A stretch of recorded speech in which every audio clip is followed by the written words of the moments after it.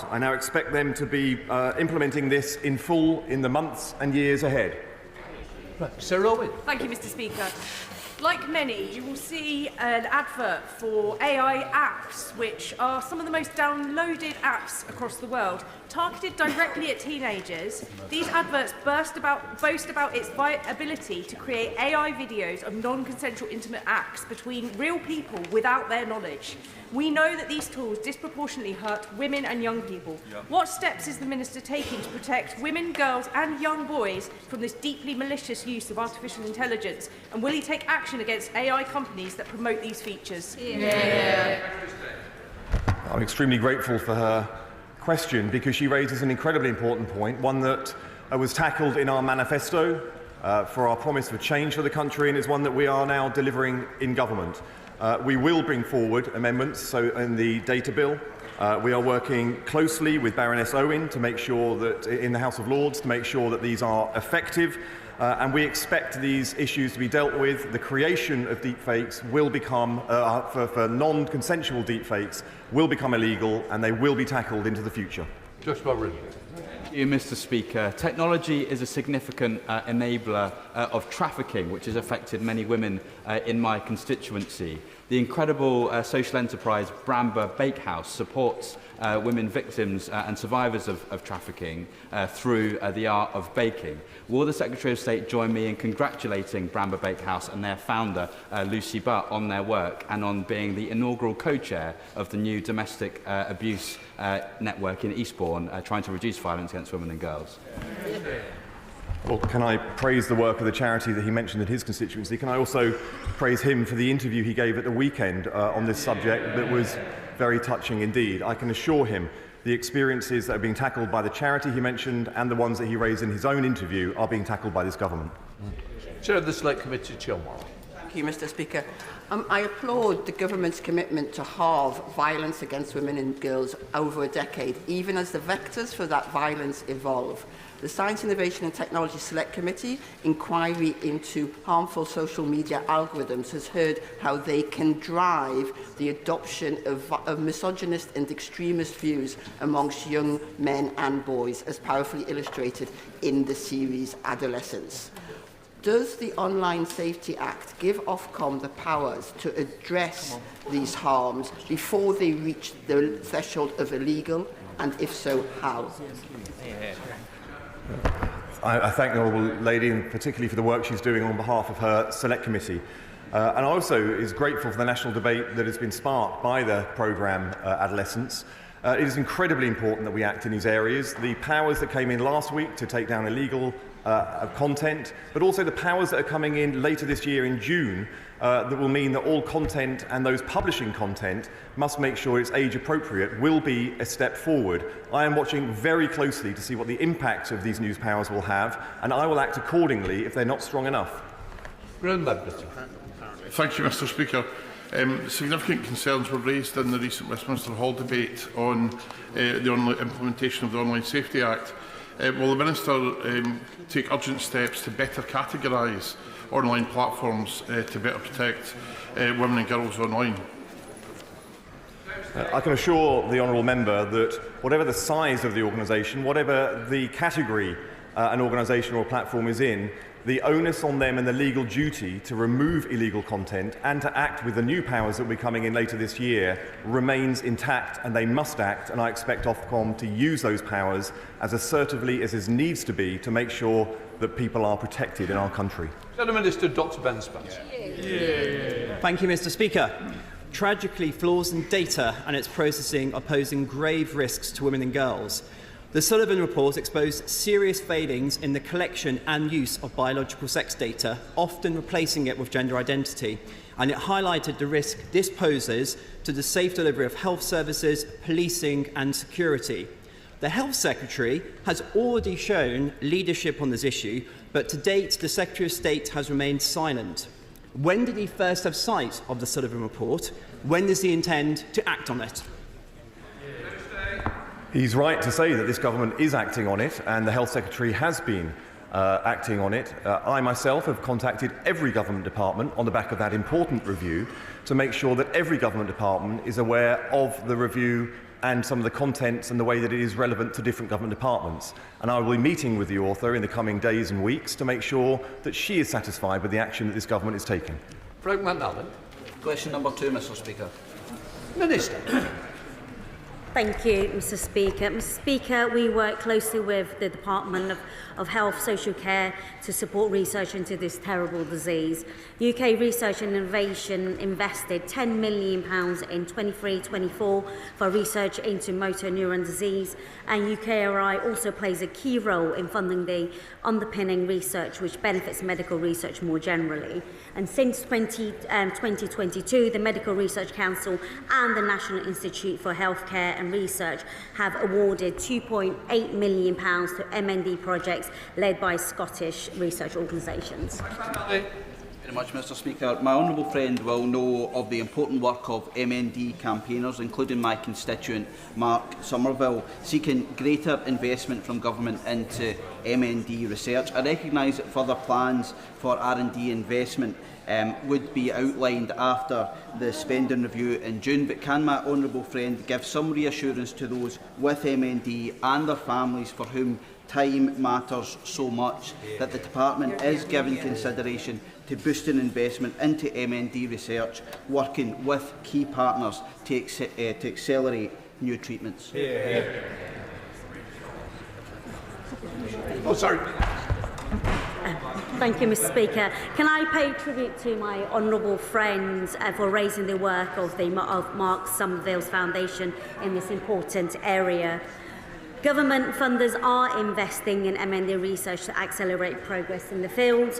As just one example, through UKRI and the National Institute for Healthcare and Research, the government is investing £6 million for the MND Translational Accelerator led by UK Dementia's platform. So the funded projects aim to accelerate the development of treatment for MND. Mr. Speaker, thank you. It's good to hear that there is continuing investment in looking for therapies and cures to deal with this horrific disease. However, even if these therapies do emerge, one of the frustrations in getting it into patients may be the inability of scientists to obtain access to clinical trials. In the Life Sciences Vision published in 2021, a number of groups emerged to look at the access to clinical trials in the UK and growing the number that take place. However, acceleration has not been good. I'm chair of the All-Party Group for Life Sciences, Mr. Speaker, and one of the things I hear most in the industry is there needs to be more focused effort on clinical trials. So would the Minister consider establishing a clinical trials task force in her department to drive this important work forward? Do you get us long to answer? Thank you, Mr. Speaker. The government is doing and has done a lot in the area and is continuing to support both through UKRI research and through the Health and Social Care Department. There's been a lot of funding that's gone into clinical research. I'm happy to discuss this with him further and let him know what more work is being done or could be done on clinical trials. Mr. McAllister. Number 3, please, Mr. Speaker. Thank you, Mr. Speaker. Being a leader in the new space race is vital to protect the UK's security and deliver on our mission for growth. This government has invested in a range of launch capabilities, including spaceports in Cornwall and in Scotland, and including launch vehicles too. Most recently, we made a £20 million investment to enable the UK rocket manufacturer Orbex to complete construction of their launch vehicle. Douglas McAllister. Thank you, Mr. Speaker. Can the Minister outline how the Department is working to ensure that the UK space sector is a launchpad for innovation and investment and create skilled jobs, both commercial and in the defence sector, across Scotland and the UK? He is absolutely right. We have space skills across the UK, but we have very particular expertise in Scotland. I enjoyed visiting Glasgow recently to see how all parts of the Glasgow economy supports the space sector, particularly in the small satellite manufacturing sector. Several launch operations, including Orbex, are targeting orbital launches from Saxonville spacecraft in Shetland this year. This is a testament to the innovation taking place right across the UK and in Scotland. Mr. Carmichael. Mr. Speaker, if that first space launch happens, and I believe it will happen at Saxiford in Unst. The Secretary of State will be very welcome to join us when it does. But in order for the UK space sector as a whole to recognise the full opportunities that we have here, we need to get serious about the delivery of the government's space strategy. The NEO last year identified a number of challenges that strategy faces. When will we hear the government's response to it? I agree with the honourable gentleman. When we came into office, we did not inherit a clear strategy for delivering on our priorities for space. That strategy is now being developed, and you can see from the investments that we are making as a department and a government into space, and the way that we are making sure that our relationship with the European Space Agency, ESA, is delivering for the British sector, because we have more grants being delivered now in the UK in the latest fund than any other country. It shows that we are delivering. Certainly when I share his enthusiasm and certainty that a launch will happen this year, and I very much look forward to being there alongside him to witness it. Claire Hughes. Question, Mr. Ford, please speak, Mr. Speaker. Minister. Mr. Speaker, I'm sure every member of the House would agree that Ofcom's reporting of mobile coverage is rather over-optimistic and doesn't reflect people's lived experience. I'm absolutely determined to change that, and Ofcom are helping me to do that. Claire Hughes. Constituent Leslie suffers from multiple health conditions, including epilepsy, and she lives with a constant risk of seizures. Her family rely on broadband to use the landline, but recently the broadband went down for several days, meaning she was completely unable to make calls because of the ongoing problems with mobile coverage in Llandudno. Would the Minister agree to meet with me to discuss how we safeguard vulnerable customers like Leslie and also address the issues in Llandudno? I think she's also got a problem at one of her universities, which we're going to try and deal with as well. She's written to me. I will write back to her as soon as possible, but maybe we could shortcut that with the meeting. I'm also conscious that for medical conditions, the resilience of your connectivity is just as important as the day-to-day coverage. Richard.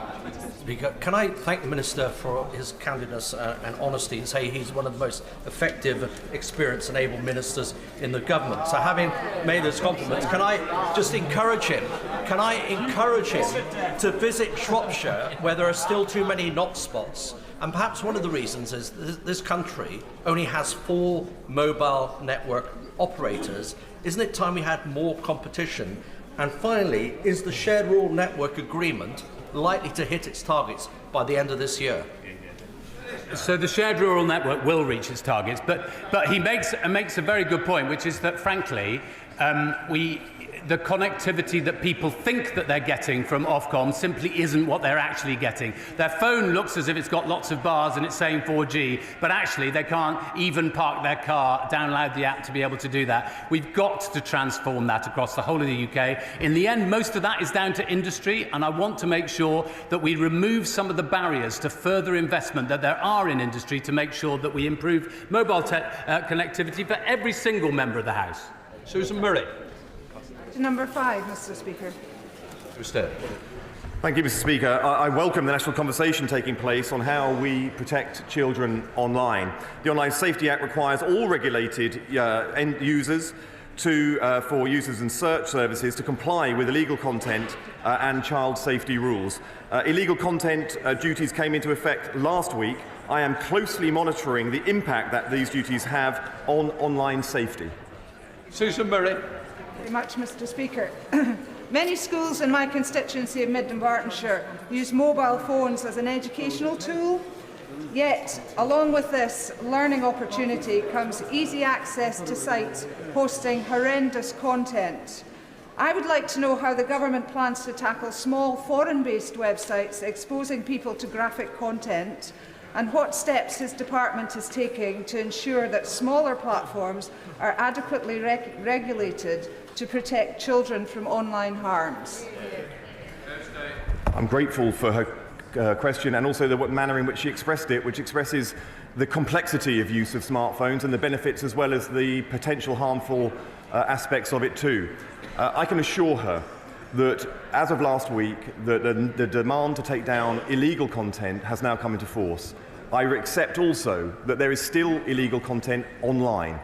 I am watching closely at the way that Ofcom responds to the challenges that they have. And I think in the coming days and weeks, you will see the action that will show how assertive that they intend to be, and I expect them to be in doing so. They also have a task force which is looking at the small but risky sites of which she mentions. I will be looking very closely and supporting Ofcom in their requirement to act in those circumstances.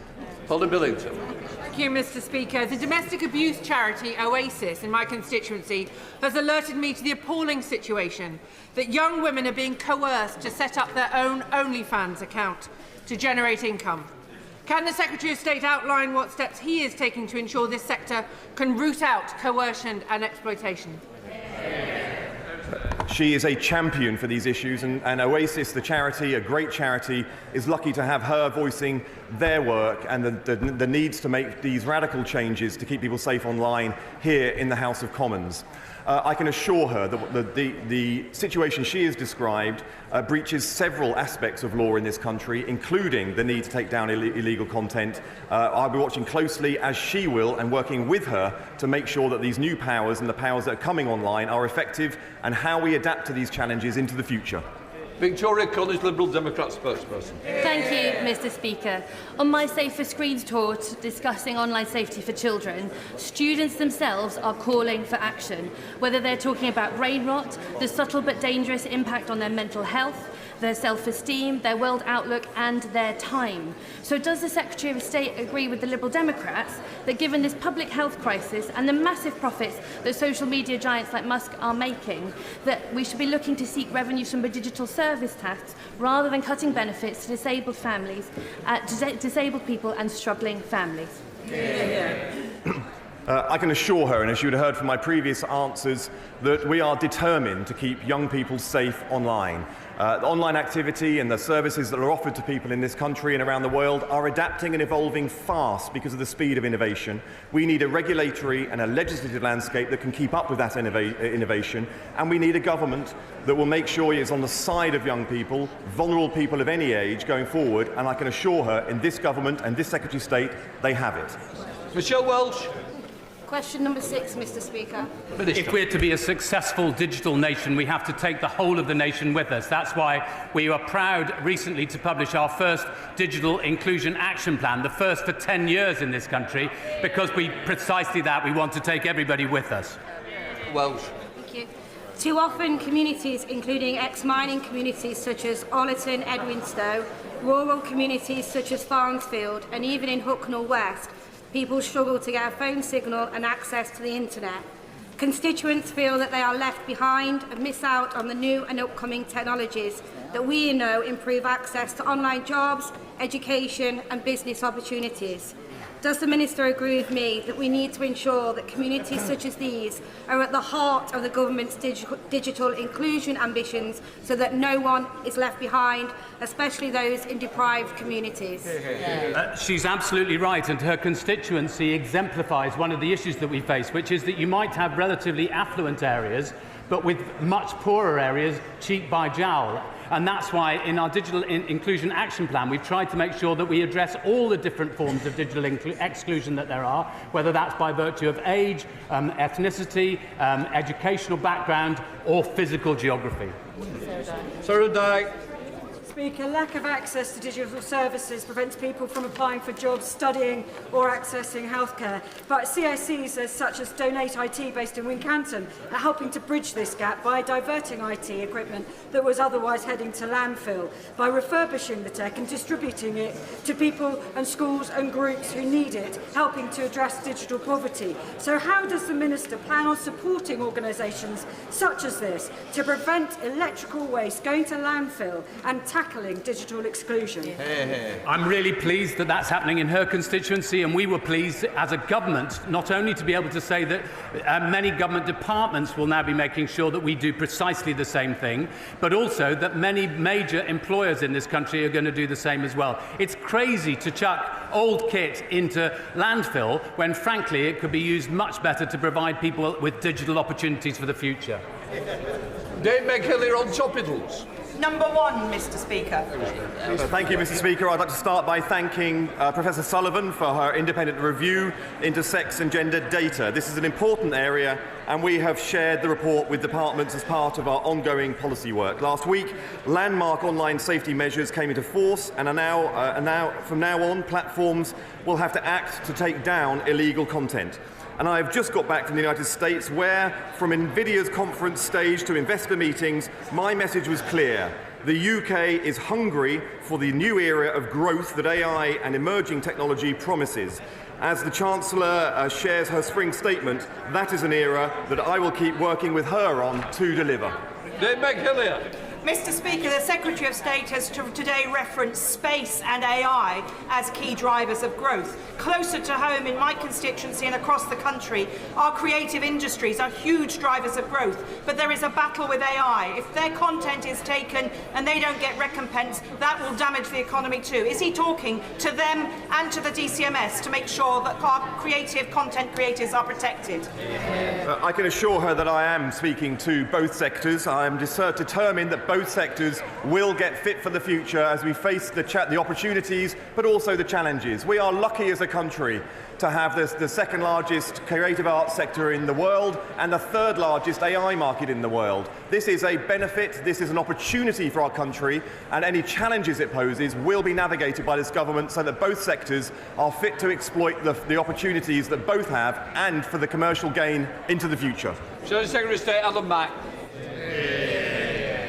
Thank you, Mr. Speaker. Luke Shipley has grown his tech startup from 2 employees to over 100 in just 5 years. This year, Luke wanted to double his workforce in Britain, but Labour's jobs tax is forcing him to look abroad.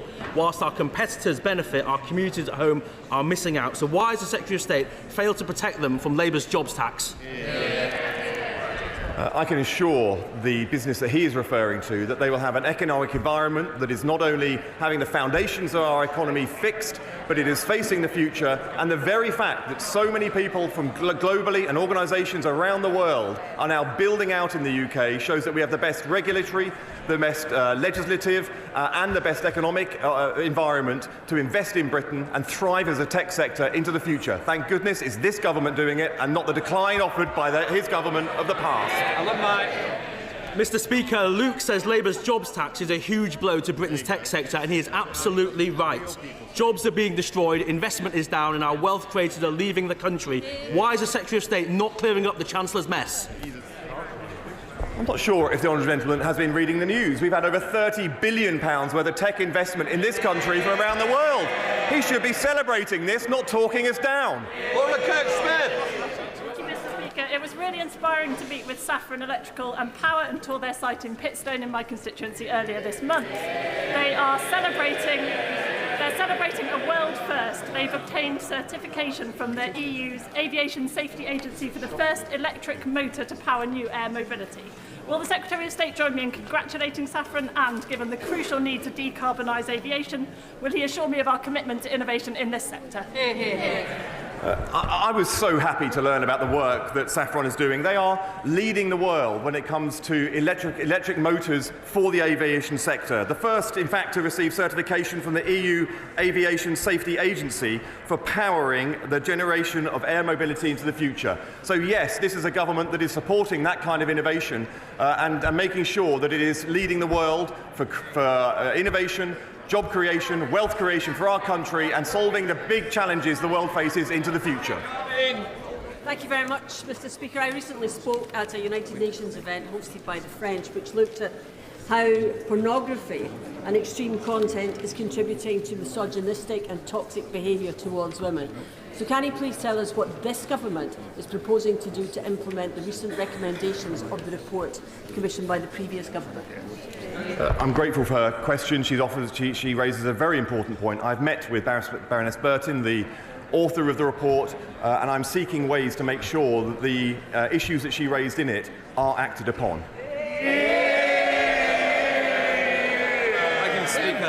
Beckenham and Penge is where local lad David Bowie launched his music career, and today it is home to a vibrant, talented network, a community of creatives whose work is increasingly sought after by AI companies. They deserve a just deal, to provide fair pay for my constituents and the legal certainty required to encourage AI investment. What steps is the Minister taking to deliver this?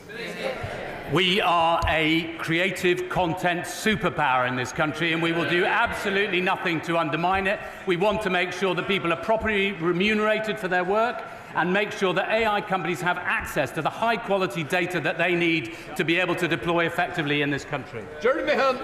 Thank you, Mr. Speaker. The Minister can see that the whole House has filled up out of concern at the atrocious mobile phone signal in Godalming and Cranley High Streets and in Bramley, Shamley Green and Peaslake. So now spring is in the air. Will he visit Cranley to see for himself just what a problem this is?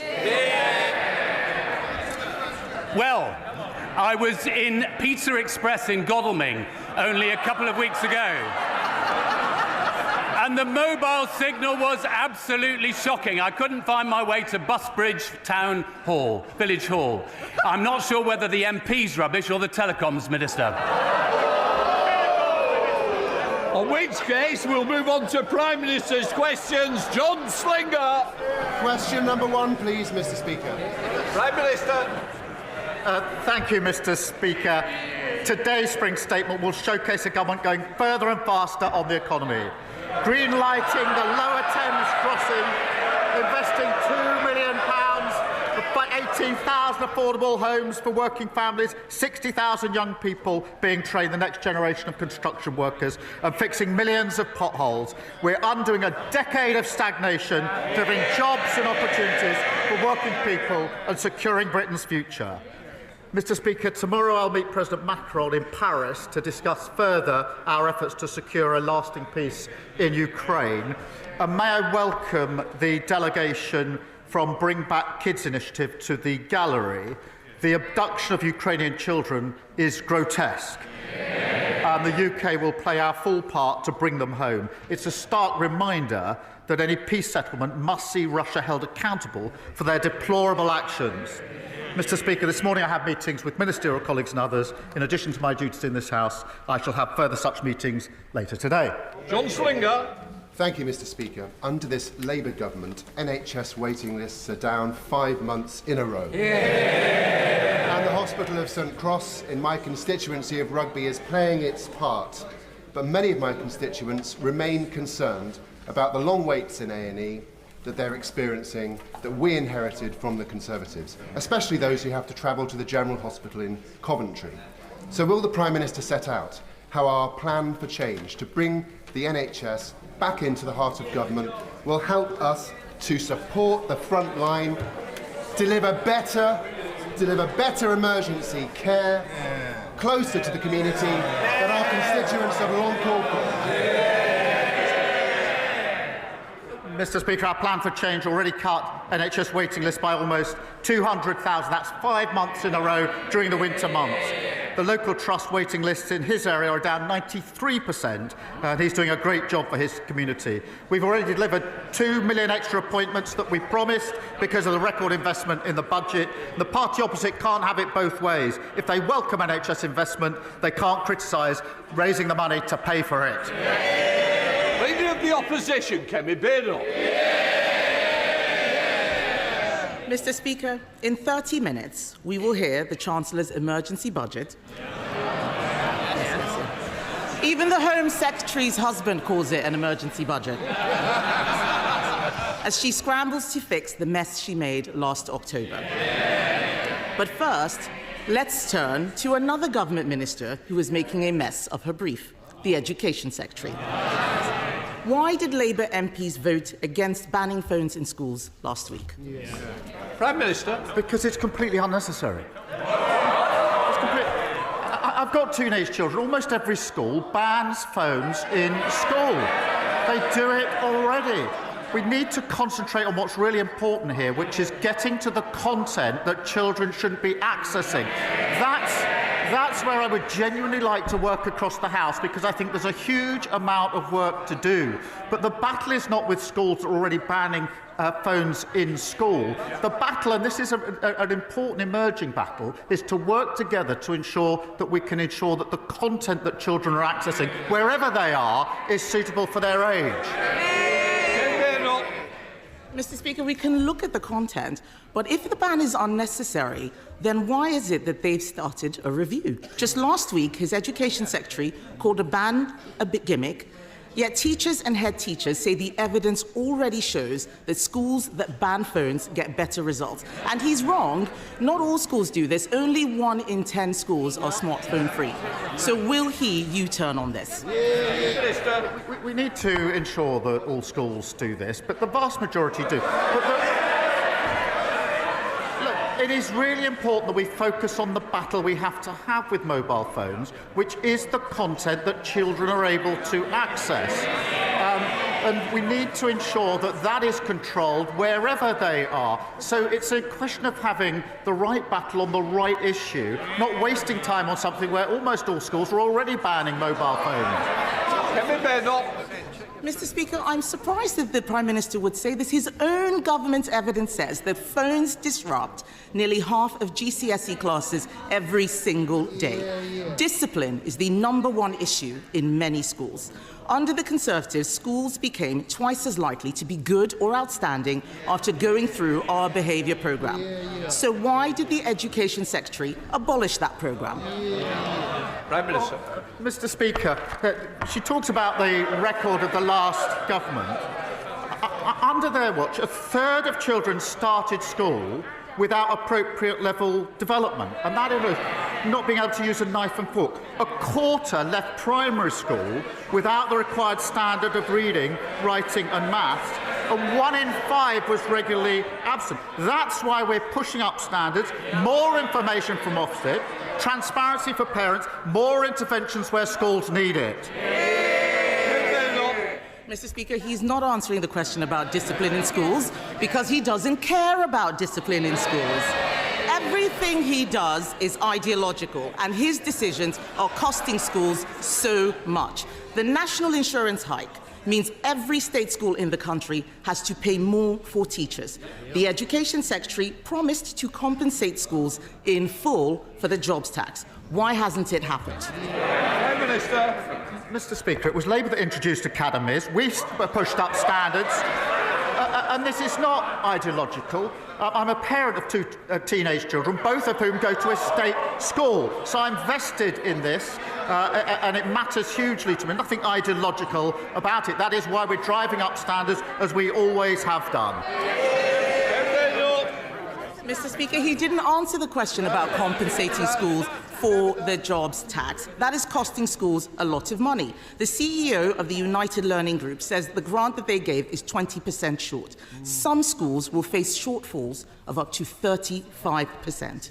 Can he guarantee that no teacher will lose their job as a result of his jobs tax? Mr. Speaker, with this government at the budget that put a record amount into our schools, just as we put a record amount into our NHS and into our public services, we were utterly failed under the last government. But yet again, she wants all the benefits, the NHS, but she can't say how she's going to pay for it. That's what got us into the mess in the first place. Mr. Speaker, the whole House will have heard that he could not guarantee that teachers' jobs are safe. Not only is he taxing schools, he's also lowering standards. He talks about our record. I'll tell him what our record was. Under the Conservatives, English schools shot up the international league tables, while schools in Labour-run Wales, standards fell. Academy freedoms led to the biggest improvement of standards in a generation, but the Education Secretary is attacking them with her reforms. Can the Prime Minister point to any evidence at all, that these discredited academy reforms will improve school standards? Prime Minister. Yes, take the example of schools going into academies. The vast majority of schools are already academies. Therefore, we need to think again about what we do about failing schools that are already academies. We need to go on to the next chapter. And they never take the big decisions, and that's why we ended up their record. Open borders, which she was the cheerleader for, a crashed economy, mortgages through the roof, the NHS on its knees, hollowed out armed forces, and what have we got already under this government? 2 million extra NHS appointments, 750 breakfast clubs, including one in her constituency, record numbers of people being returned who shouldn't be here, and fully funded increase in defence spending. That's the difference a Labour government makes. Spence. Thank you, Mr. Speaker. I recently visited Harlow College and saw the work they were doing training the bricklayers and electricians of the future. Would the Prime Minister agree with me that the work that FE colleges like Harlow College do is vital for the house building that we need for future generations? And what will his government do to support Harlow's next generation? Prime Minister. He's a great champion for his constituents. We are investing £600 million to train up to 60,000 more skilled house builders so we can support the next generation and deliver 1.5 million new homes. We're creating technical excellence colleges and investing in Stansted Airport, creating 5,000 jobs nearby, which will create more opportunities for young people in Harlow.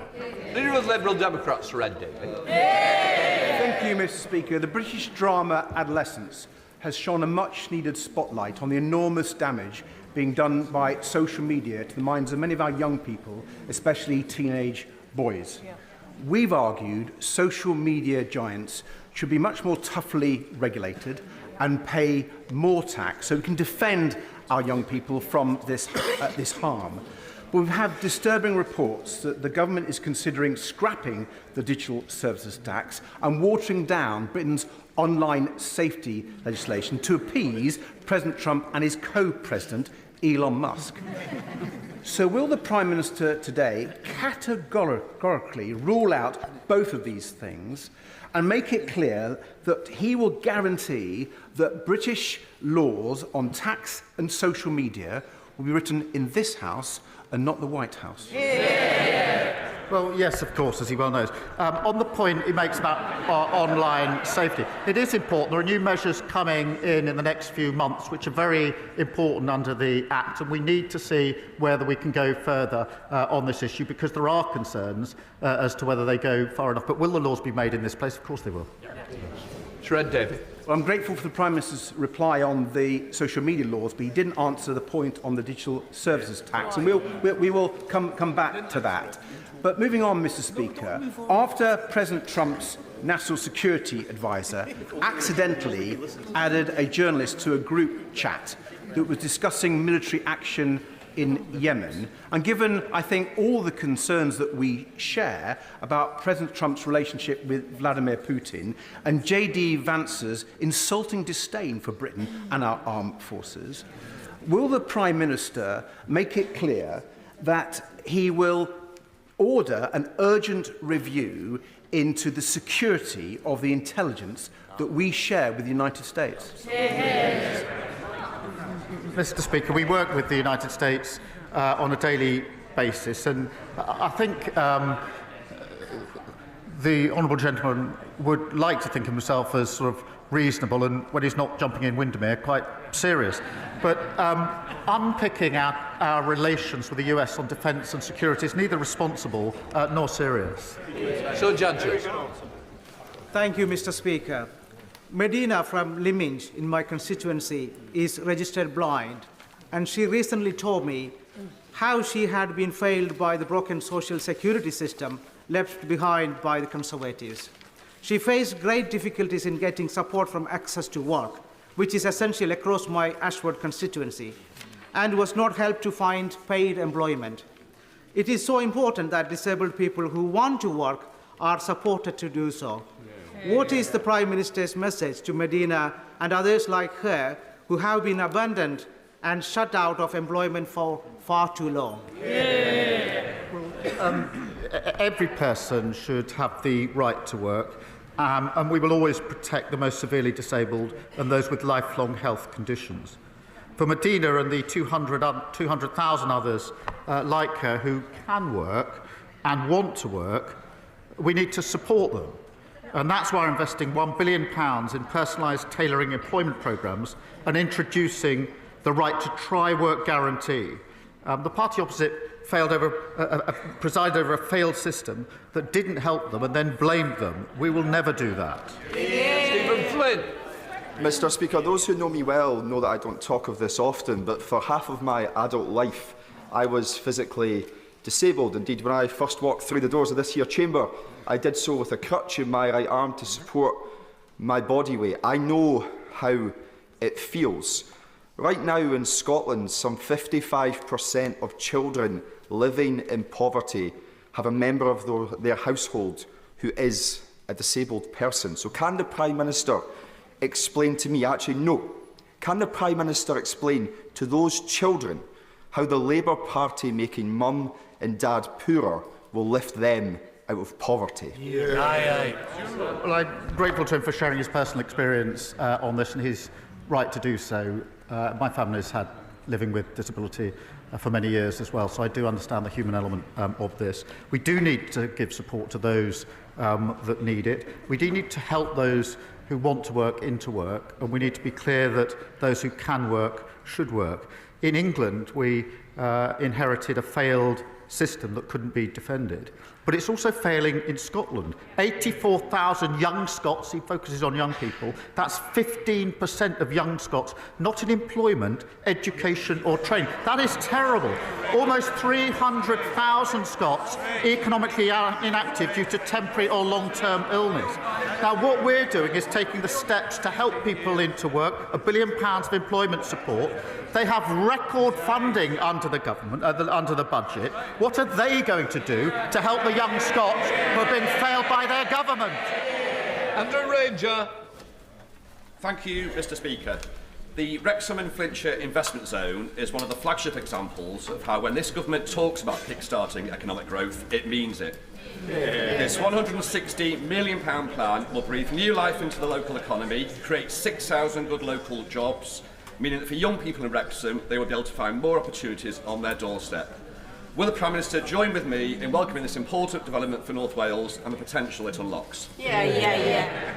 Well, it is really important that we unleash the economic potential of North Wales, including kick-starting the investment zone, backed by major businesses, Mr. Speaker, like Airbus and JCB, to leverage £1 billion of private investment, investing £975 million to benefit aerospace workers at Broughton, where I met the fantastic young workers there, and securing £1 billion investment in Shotton Mill, securing 300 jobs on Deeside. And we put a record amount of money into the Welsh Government at the budget, a budget decision which was opposed by Plaid.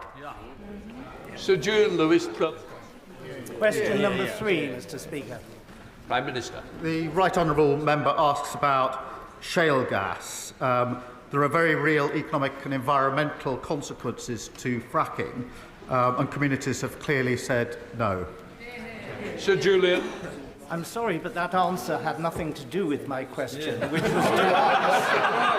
to ask why the government are ordering the permanent sealing of Britain's only 2 shale gas wells. The government is perfectly entitled on environmental grounds to not exploit such wells in normal conditions. But does he not recognise that in a desperate situation such as an international conflict where other sources of power were cut off from us, taking a decision now to concrete these things over so that a future government could not use them is an extremely irresponsible and reckless He knows there are real consequences of fracking, as I've set out. But what we need to do to secure our independence and lower bills and the next generation of jobs is move at speed to renewable energy. And that's why I'm pleased there's record investment coming into renewable energy, so that tyrants like Putin can't put his boot on our throat. Now, if the party opposite don't want to support that investment, they should say so. Kim Leadbeater. Thank you, Mr. Speaker. Would the Prime Minister join me in thanking colleagues from across the House and the excellent clerks and staff who have spent the last few months working on the Assisted Dying Bill Committee? And would he agree with me that if the law is to change on assisted dying, it's extremely important that it is implemented as soon as it is safe and practicable to do so? Can I congratulate all colleagues working on this bill and taking part in the debate? It is an important issue on which there are different views across the House and within parties. The bill is a matter for the House, but it is the government's role to ensure every piece of legislation that passes through Parliament is effective and workable. So we'll continue to work with my honourable friend as the bill sponsor to do that, in the same way, Mr Speaker, we would for every private member's bill which passes second reading. And if Parliament chooses to pass this bill, the Government will implement it in a way that is safe and practicable. Bradley Thomas. Thank you, Mr Speaker. Acorns Children's Hospice provides compassionate care to very young cancer patients and their families across Bromsgrove and the villages, yet it faces a staggering £416,000 increase in national insurance contributions as a result of choices made by this government. With no exemption for hospices and no uplift in non-capital funding, this means that the charity will have to draw from charitable donations made by the public, and this will affect frontline services. This is not right. Will the Prime Minister take this opportunity to right this wrong and exempt hospices from this tax? We are investing £100 million for adult and children's hospices to improve facilities, equipment and accommodation, as well as £26 million in funding through the Children's Hospice Grant. But their cries and moaning would have a lot more value if they started their questions with an apology for crashing the economy in the first place. Jacob Collier. Thank you, Mr Speaker. Roads in Burton, Uttoxeter and across Staffordshire are littered with potholes. Local people are forking out thousands because of the Conservatives' neglect and incompetence. And that's despite this Labour government giving Tory Staffordshire County Council £39 million to get the job done. Does the Prime Minister agree with me that the people of Staffordshire deserve better than roads with more dimples than a Staffordshire oat cake? Prime Minister. Look, he's right. Potholes are a real nuisance. And if you're using your car for work or your van and you hit a pothole, you're looking at a bill of several hundred pounds, which is unbudgeted for so many working families. That's why we're handing the West Midlands Combined Authority an additional £8.6 million to help repair their roads, part of a record £1.6 billion invested across the country. On top of that, Mr Speaker, every council must now publish how many potholes they've filled so we can show that we're making progress and that we're delivering something that didn't happen under last government. John Cooper. Mr Speaker, thank you. When he was Director of Public Prosecutions, the Right Honourable Gentleman would not, I think, have sat comfortably in the cabinet of Prime Minister Cameron. But incredibly, in Scotland, we have a situation where the head of prosecutions there, the Lord Advocate, does sit in cabinet. This has been thrown into sharp focus lately with a police probe into the finances of the SNP. It's further being thrown into sharp focus because ultimately, although not personally involved, the Lord Advocate does ultimately sit at the head of the investigation into the former First Minister, Nicola Sturgeon. She faced potential criminal charges. This situation has been created by the SNP. They will not fix it. Does it sit with this House to amend this situation? Prime Minister. Well, I'm grateful to this is a really important issue, and Labour in Scotland have been clear that they'd separate this role. That's the right thing to do for the reasons that have just been articulated. It's the obvious thing to do, and that's obviously what we do in England and Wales. Now, there have been calls for a review on this since 2021, but the SNP has not acted fast on those reviews. They really do need to bring forward proposals now to deal with the problems been sitting there for a very, very long time. Thank you, Mr Speaker. Can I join the Prime Minister in welcoming the delegation from Bring Back Kids, who are trying to return the tens of thousands of children abducted by Vladimir Putin, an act of pure evil. The Prime Minister will be aware that they've been working with the Yale University Humanitarian Lab, who were tracking thousands of those children inside Russia until recently. I say until recently because they've had their long-term funding removed.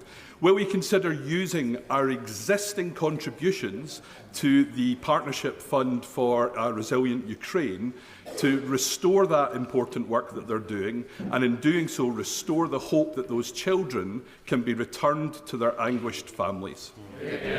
Prime Minister. Well, I'm grateful to him for emphasising this again. Russia's abduction of Ukrainian children is sickening, and I think across the House we would all agree on that. A peace settlement in Ukraine must see Russia held to account and the children reunited with their families. And in specific reference to his question, the UK is playing our full part in international efforts, including funding the Bring Kids Back initiative through the Partnership Fund for a Resilient Ukraine.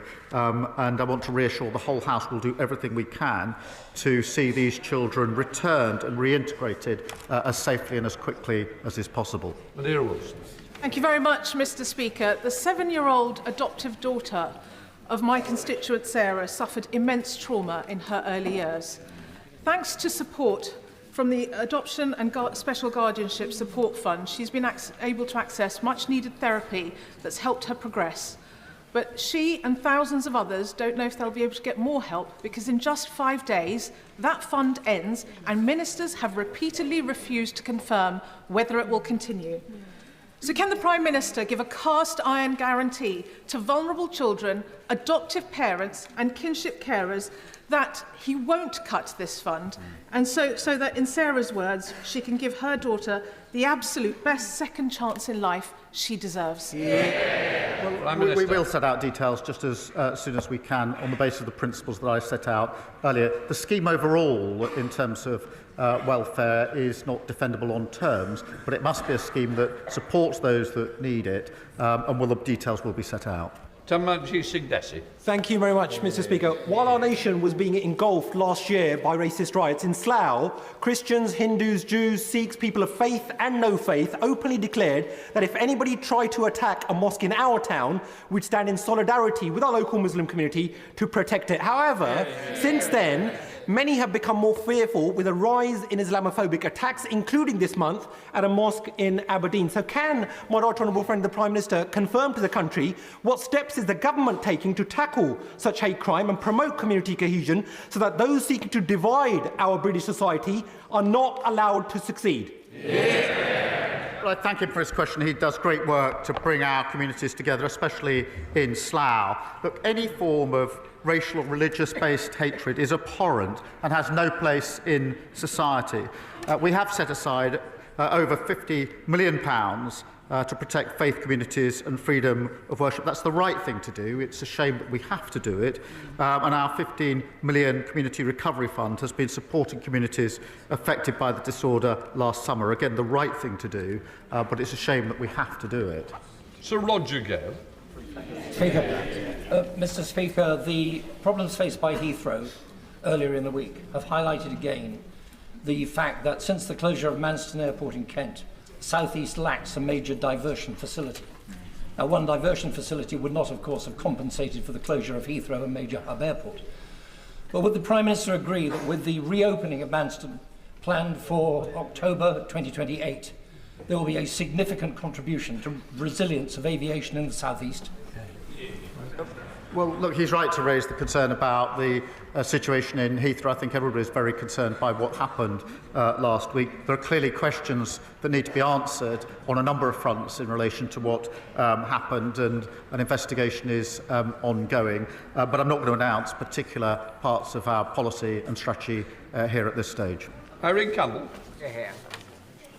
Thank you, Mr. Speaker. In my constituency of North Ayrshire and Arran, the SNP ferry fiasco is having a devastating social and economic impact on our Drossen and the Isle of Arran. As well as building a Calmac ferry that doesn't fit into the existing harbour, the Fraser of Allender Institute estimates that the disrupted ferries cost the Isle of Arran £170,000 of lost revenue per day. Does the Prime Minister agree with me that the SNP government needs to find a rapid solution to swiftly address this serious situation? I thank her for fighting SNP incompetence on behalf of her constituents. Yet again, the SNP are failing island communities. Hospital appointments are being missed and livelihoods destroyed. And Scotland has a proud history of shipbuilding and engineering. The SNP should be supporting Scottish workers and focusing on delivering for our communities. Vicky Slade. Thank you, Mr. Speaker. Camphor Magna in my constituency is proposed as a site for a new energy from waste incinerator, which will burn 260,000 tonnes of waste a year, more than the whole of Dorset's use. And I'm concerned that as we reduce our levels of waste with the brilliant new plans to recycle more, we're going to end up having to feed the monster. The area already has 95% of the capacity. So does the Prime Minister agree with me that we shouldn't allow new plants where we already have sufficient capacity or where carbon capture is not going to be included? I hope she'll forgive me. The details of the particular incinerator she speaks of, I don't know the details. I'm not across that. But I will make sure that she gets an answer to her question in written form as soon as possible. Chris MacDonald. Thank you, Mr. Speaker. Can I commend my right honourable friend for his leadership on Ukraine, showing that the UK is once again at the forefront of protecting democratic freedoms. Does he agree with me that as our defence spending increases, we need to support our supply chain companies to increase their capability, creating good jobs and apprenticeships in places like Stockton North and across the country? And will he meet with me and our Teesside Defence and Innovation Cluster that I've established, which is helping to create that new defence capability for the UK? Prime Minister. Well, Mr. Speaker, this is a once-in-a-generation moment for security of our country and our continent. We've set out that fully funded increase in defence spending to 2.5% in 2027, the biggest sustained boost since the Cold War. But that must benefit British jobs and British businesses. And that's why I'll make sure that he gets the meeting that he wants with the relevant minister. Jerome Mayo. In October last year, the Chancellor delivered a massive tax, borrow and spend budget. Now her plans have collapsed around her ears with an emergency budget to cut that spending. So has the time now come, Mr. Speaker, for the Prime Minister to state in public that he has full confidence in the Chancellor? I have full confidence in the Chancellor. Thank you. Thank you very much, Mr. Speaker. Albion Rovers has been a football institution in Coatbridge since 1882. However, following relegation and the lack of financial support for teams leaving professional leagues, it now faces a deeply perilous situation, risking the very future of one of Scotland's oldest football clubs. Does my right honourable friend agree that clubs like Albion Rovers are integral to the fabric of our communities? And will he join me in encouraging all parties to be solution-focused on this matter and encourage football authorities to strengthen our clubs in the lower leagues to help protect their future? Well, he's a superb local champion, and regardless of which club any of us support, they share a love of the game, and they are at the heart of our communities, and Albion Rovers is exactly that, a huge point of local pride, and I'd encourage all efforts to secure the future of the club. Final question, Dr Kieran Mullen. Thank you, Mr. Speaker. We're joined in Parliament today by Katie Brett, whose 16-year-old sister Sasha was raped and stabbed to death. Aisha Hussain, whose cousin Jan, was killed by a sex offender and stored her body in a freezer. Paula Hudgell, whose adopted son Tony lost his lower legs as a result of child cruelty. And Becky and Glenn Ewins, whose daughter Violet Grace was killed by a hit-and-run driver who spent barely more time in prison than she was alive. Supporting them are Jeremy and Susan Everard, who received justice for the murder of their daughter, Sarah, but who know too many others do not. They've come together to say with one voice that it's time for us to start ensuring sentences truly deliver justice for victims and their families. Would the Prime Minister agree to meeting with them in future to hear their stories firsthand? Well, can I thank him for raising this issue? The courage of these campaigners after simply appalling cases is astounding, and I find it humbling. I'm pleased the Minister for Victims will be meeting the group, I think, today, and I look forward to meeting them in the future, because we must prioritise victims and make sure sentences punish offenders and protect the public. So thank him for raising this really important set of cases. That completes Prime Minister's questions with that front bench changeover.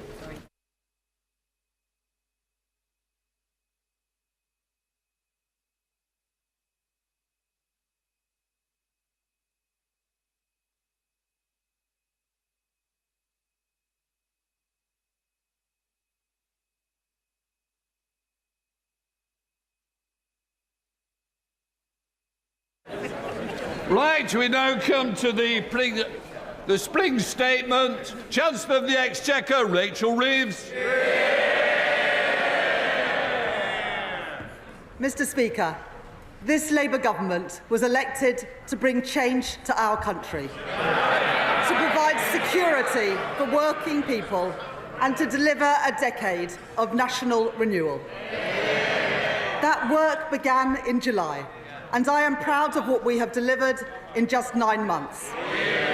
Restoring stability to our public finances, giving the Bank of England the foundation to cut interest rates 3 times since the general election, rebuilding our public services with record investment in our NHS, bringing waiting lists down for 5 months in a row, and increasing the national living wage to give 3 million people a pay rise from next week.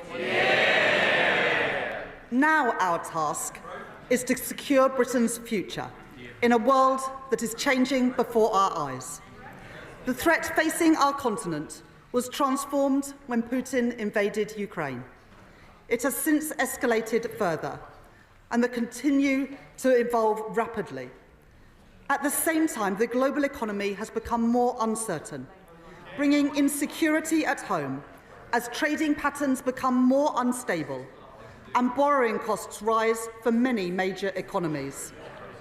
Mr. Speaker, the job of a responsible government is not simply to watch this change. This moment demands an active government, a government not stepping back, but stepping up. A government on the side of working people, helping Britain to reach its potential. And Mr. Speaker, we have the strength to do just that. As one of the world's largest economies, an ally to trading partners across the globe, and a hub for global innovation. These strengths and the progress that we have made so far mean that we can act quickly and decisively in a more uncertain world to secure Britain's future and to deliver prosperity for working people. Mr. Speaker, as I set out at the budget last year, I am today returning to the House to provide an update on our public finances, supported by a new forecast from the Independent Office for Budget Responsibility. Ahead of a full spending review in June, I will then return to the House in the autumn to deliver a budget in line with our commitment to deliver just one major fiscal event a year. So let me now turn to the OBR's forecasts. And I want to thank Richard Hughes and his team for their dedicated work. The increased global uncertainty has had 2 consequences. First, on our public finances, and second, on our economy. I will take each in turn. In the autumn, I set out our new fiscal rules that would guide this government. These fiscal rules are non-negotiable. They are the embodiment of this government's unwavering commitment to bring stability to our economy and to ensure security for working people. Because the British people have seen what happens when a government borrows beyond their means.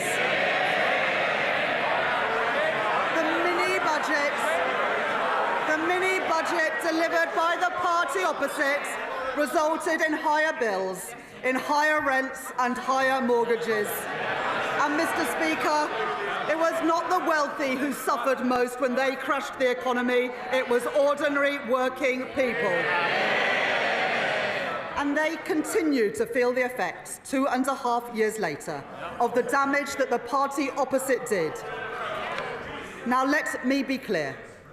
There is nothing progressive, there is nothing Labour about working people paying the price for economic irresponsibility.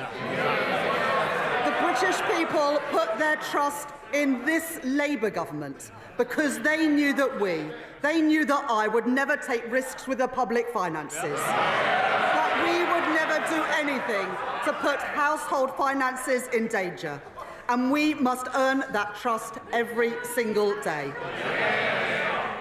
The 2 rules that I set out at the budget were first, our stability rule, which ensures that public spending is under control, balancing the current budget by 2029-30, so that day-to-day spending is met by tax receipts. Second, our investment rule, to drive growth in the economy, ensuring that net financial debt falls by the end of the forecast period, while enabling us to invest alongside business.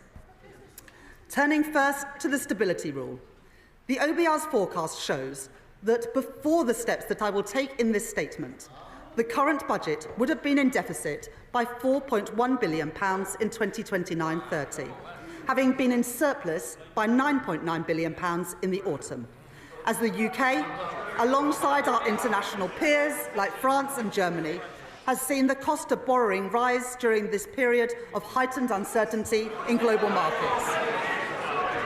As a result of the steps that I am taking today, I can confirm that I have restored in full our headroom against the stability rule, moving from a deficit of £36.1 billion in 2025-26 and £13.4 billion in 2026-27 to a surplus of £6.0 billion in 27-28, £7.1 billion in 2028-29 and a surplus of £9.9 billion in 2029-30. That compares to the headroom left by the previous government of just £6.5 billion.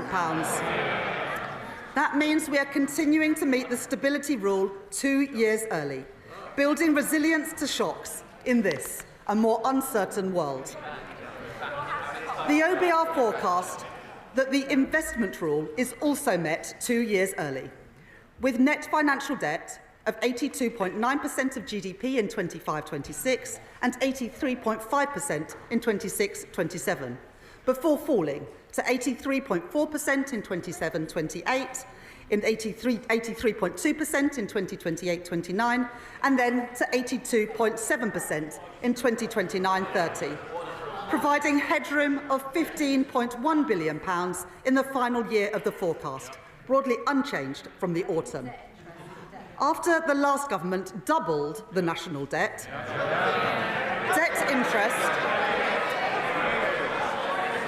after they doubled the national debt, debt interest payments now stand at £105.2 billion this year. Mr. Speaker, that is more than we allocate to defence, the Home Office and the Ministry of Justice combined. That is the legacy of the party opposites. So the responsible choice is to reduce our levels of debt and borrowing in the years ahead so that we can spend more on the priorities of working people, and that is exactly what this government will do. Mr. Speaker, I said that our fiscal rules were non-negotiable, and I meant it. I will always deliver economic stability, and I will always put working people first. I said it at the election, I said it at the budget, and I say it again today. Let me now set out the steps that the government has taken. At the budget, we protected working people by keeping our promise not to raise their rates of national insurance, income tax or VAT. At the same time, we began to rebuild our public services after the party opposite left a £22 billion black hole in our public finances. Ours were the right choices for stability and the right choices for renewal, funded by the decisions that we took on tax. As I promised in the autumn, this statement does not contain any further tax increases. But when working people are paying their taxes while still struggling with the cost of living, it cannot be right that others are still evading what they rightly owe in tax. In the budget, I delivered the most ambitious package of measures that we have ever seen to cut down on tax evasion, raising £6.5 billion per year by the end of the forecast. Today, I go further, continuing our investment in cutting-edge technology, investing in the HMRC's capacity to crack down on tax avoidance, and setting out plans to increase the number of tax fraudsters charged every year by 20%. These changes raise a further £1 billion, taking the total revenue raised from reducing tax evasion under this Labour government to £7.5 billion. These figures are verified by the Office for Budget Responsibility, and I want to thank my honourable friend, the Exchequer Secretary, for his continued work in this area. Mr. Speaker, last week my right honourable friend, the Secretary of State for Work and Pensions, set out this government's plans to reform the welfare system. The Labour Party is the party of work. We believe that if you can work, you should work. But if you can't work, you should be properly supported. This government inherited a broken system. More than 1,000 people every day are qualifying for personal independence payments. 1 in 8 young people are not in employment, education or training. If we do nothing, we are writing off an entire generation. That cannot be right, and we will not stand for it. It is a waste of their potential, and it is a waste of their futures, and we will change it.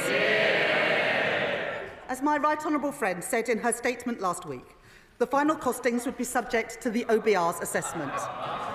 Today, the OBR have said that they estimate that the package will save £4.8 billion in the welfare budget, reflecting their judgments on behavioural effects and wider factors.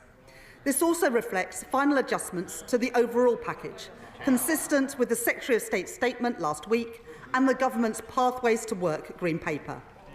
The Universal Credit Standard Allowance will increase from £92 per week in 25-26 to £106 a week by 29-30, while the Universal Credit Health element will be cut for new claimants by around 50% and then frozen. On top of this, we are investing £1 billion to provide guaranteed, personalised employment support to help people back into work. And £400 million to support the Department for Work and Pensions and our job centres to deliver these changes effectively and fairly, taking total savings after that to the package to £3.4 billion. While spending on disability and sickness benefits will continue to rise, these plans mean that welfare spending as a share of GDP will fall between 2026 and the end of the forecast period, very different to what we inherited from the party opposite. We are reforming our welfare system, making it more sustainable, protecting the most vulnerable, and most importantly, supporting more people back into secure work, lifting them out of poverty. Mr. Speaker, at the budget, I fixed the foundations of our economy to deliver on the promise of change. That work has already begun. 2 million extra appointments in our NHS. Waiting lists down. New breakfast clubs opening across England. The largest settlements in real terms for Scotland, Wales and Northern Ireland in the history of devolution. Asylum costs falling, promises made, promises kept, and every single one of them opposed by the parties opposite. At the budget, alongside providing an increase in funding for this year and next, I set the envelope for the spending review, which we will deliver in June, led by my right honourable friend, the Chief Secretary to the Treasury, to set departmental budgets until 28-29 for day-to-day spending and until 2029-30 for capital spending. Today, I'm reflecting 2 steps that we have taken on our spending plans.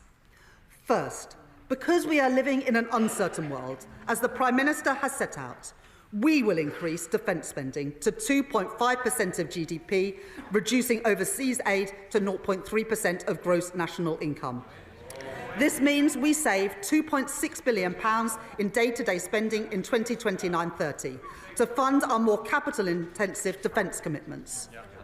Second, in recent months, we have begun to fundamentally reform the British state, driving efficiency and productivity across government, to deliver tangible savings and improve services across our country.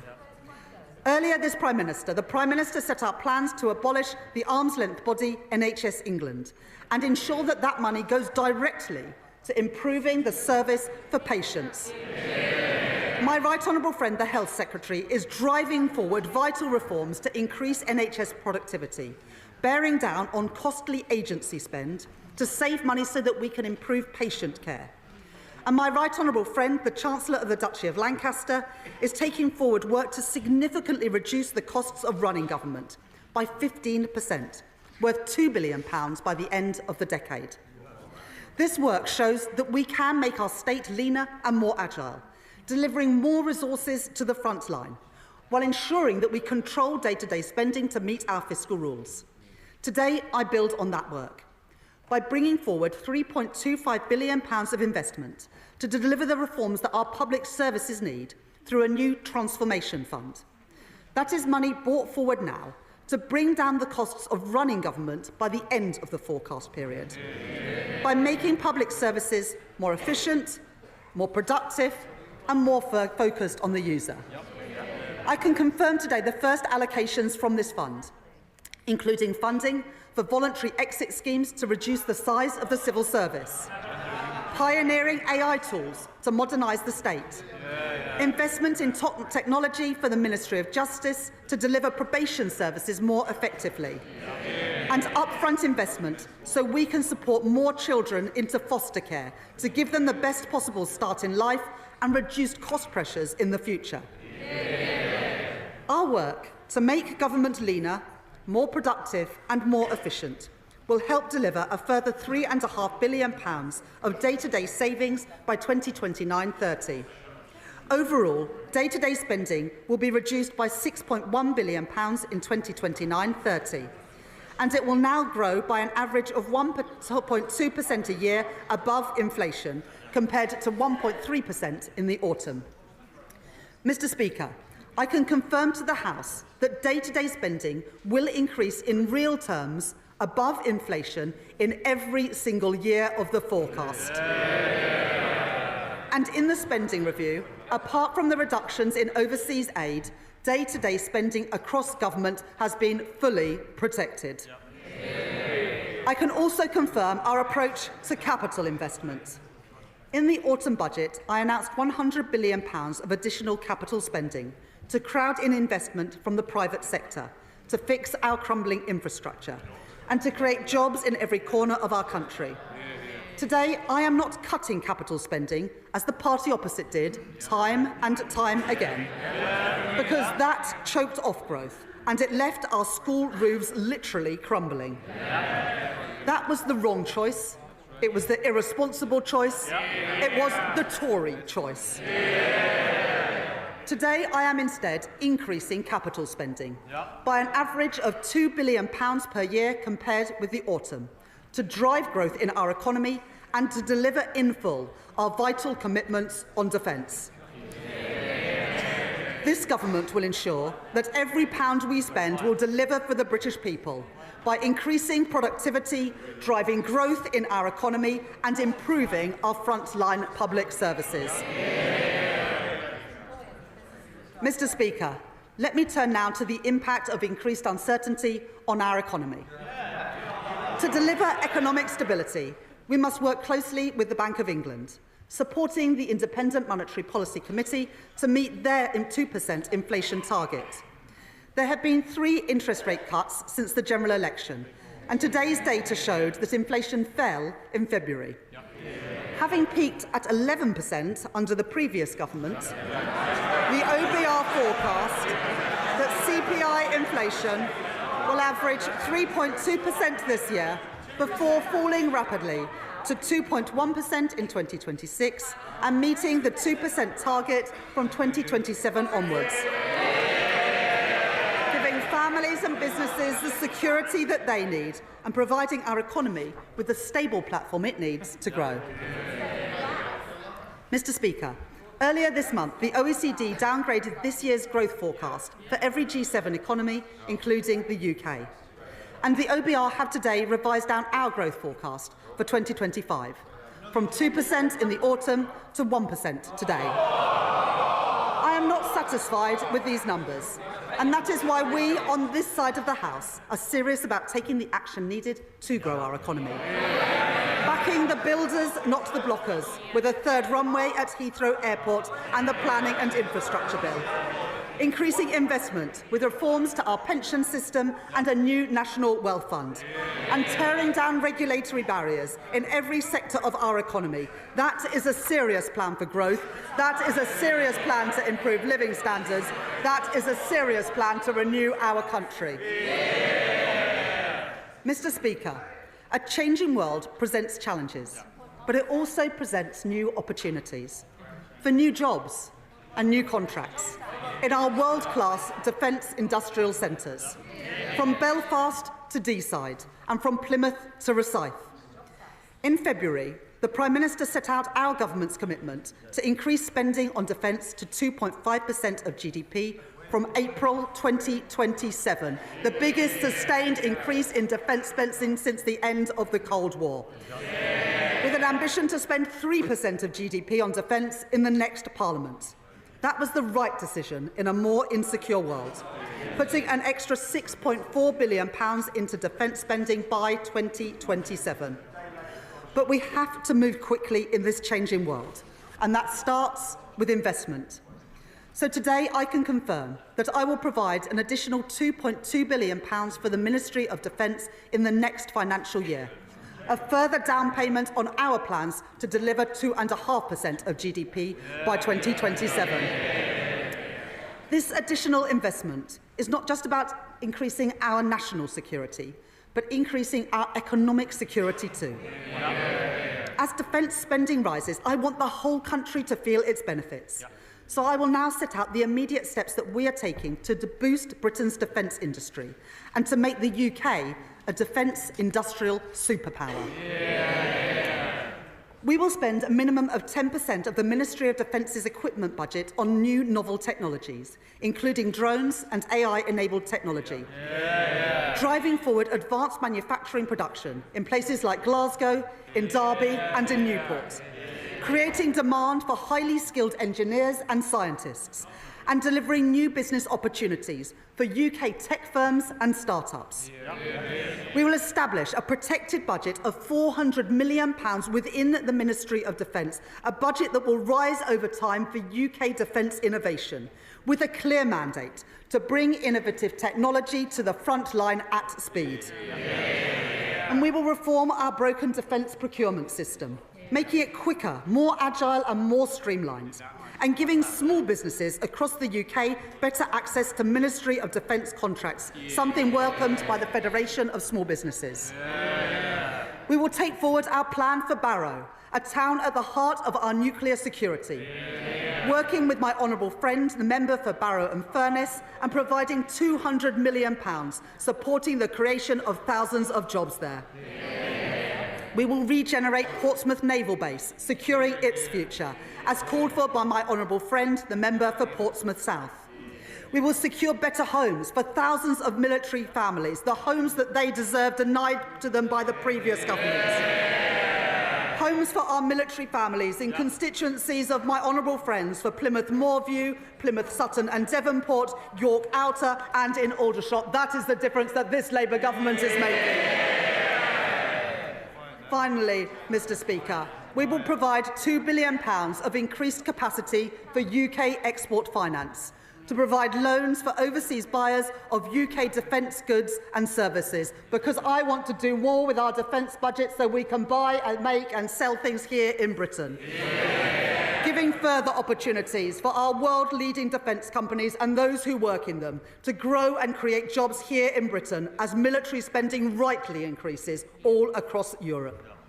To oversee all of this vital work, my right honourable friend, the Defence Secretary, and I will establish a new Defence Growth Board to maximise the benefits from every pound of taxpayers' money that we spend. And we will put defence at the heart of our modern industrial strategy to drive innovation that can deliver huge benefits back into the British economy. Mr Speaker, that is how we make our country a defence industrial superpower. So the skills of the future, the jobs of the future and the opportunities of the future can be found right here in the United Kingdom. Mr Speaker, as the previous government learned to their detriment, there are no shortcuts to economic growth. It will take long-term decisions. It will take hard yards. It will take time for the reforms that we are introducing to be felt in the everyday economy. It is right that the Office for Budget Responsibility consider the evidence and look carefully at measures before recognising a growth impact in their forecast. But, Mr Speaker, I can announce to the House that the OBR have considered and have scored one of the central planks of our plan for growth. In my first week as Chancellor, I announced that we were pursuing the most ambitious set of planning reforms in decades to get Britain building again. And in December, we published changes to the National Planning Policy Framework, driven forward tirelessly by my right honourable friend, the Deputy Prime Minister. reintroducing mandatory housing targets and bringing grey belt land into scope. The OBR have today concluded that these reforms will permanently increase the level of real GDP by 0.2% in 29-30, an additional £6.8 billion for our economy, and by 0.4% of GDP within 10 years, an additional £15.1 billion in our British economy. Mr. Speaker, that is the biggest positive growth impact that the OBR have ever reflected in their forecast for a policy with no fiscal cost. And taken together with our plans to increase capital spending that we set out in the budget last year, this government's policies will increase the level of real GDP by 0.6% in the next 10 years. Mr. Speaker, that is the difference that this Labour government is making. Policies to grow our economy.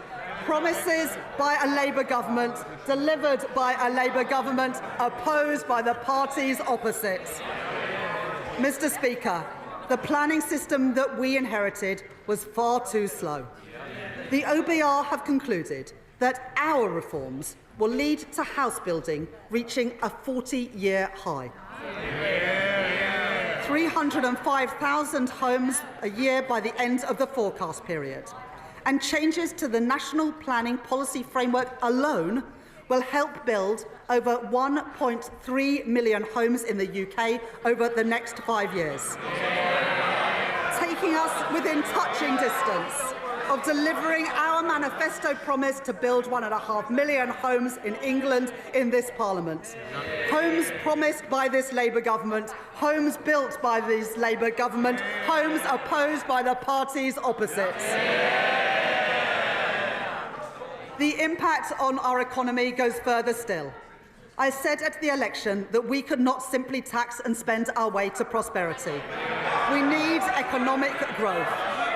So I can today confirm that the effect of our growth policies, including our planning reforms, means an additional £3.4 billion to support our public finances and our public services by 2029-30. The proceeds of growth, promised by this Labour government, delivered by this Labour government, opposed by the parties opposite.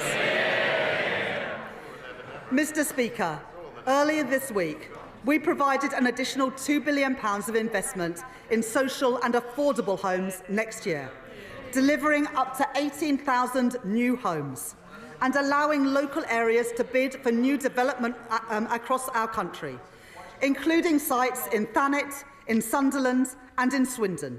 More security for families across our country, promised by this Labour government, delivered by this Labour government and opposed by the parties opposite. And to build these new homes, we need people with the right skills. Earlier this week, my right honourable friend, the Education Secretary, announced more than £600 million to train up 60,000 more construction workers, including with 10 new technical excellence colleges across every region of our country, giving working people the chance to fulfil their potential. New opportunities for our young people, promised by this Labour government, delivered by this Labour government, opposed by the parties opposite.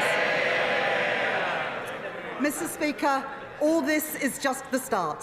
The Planning and Infrastructure Bill passed its second reading on Monday. No thanks to the parties opposite.